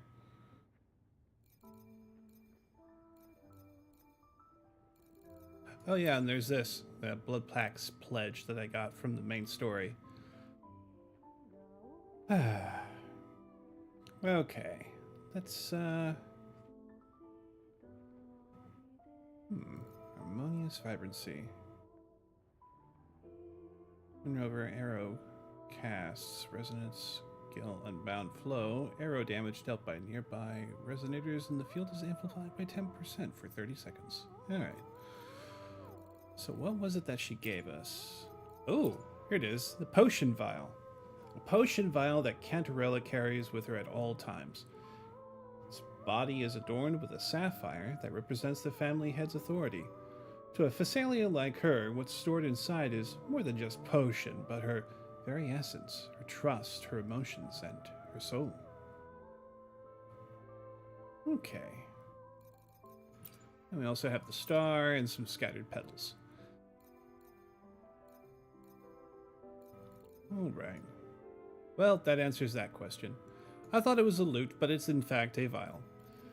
Anyway, I hope that you all have enjoyed your time here with me, as I have enjoyed my time here with you. Before we go, I wanted to make sure that we find somebody to raid, if that's a possibility. So give me just a moment before you head off, and we'll say hello to someone. But until we meet again next time, I hope whatever time it is that you are experiencing right now has been a good one. Until next time, adios.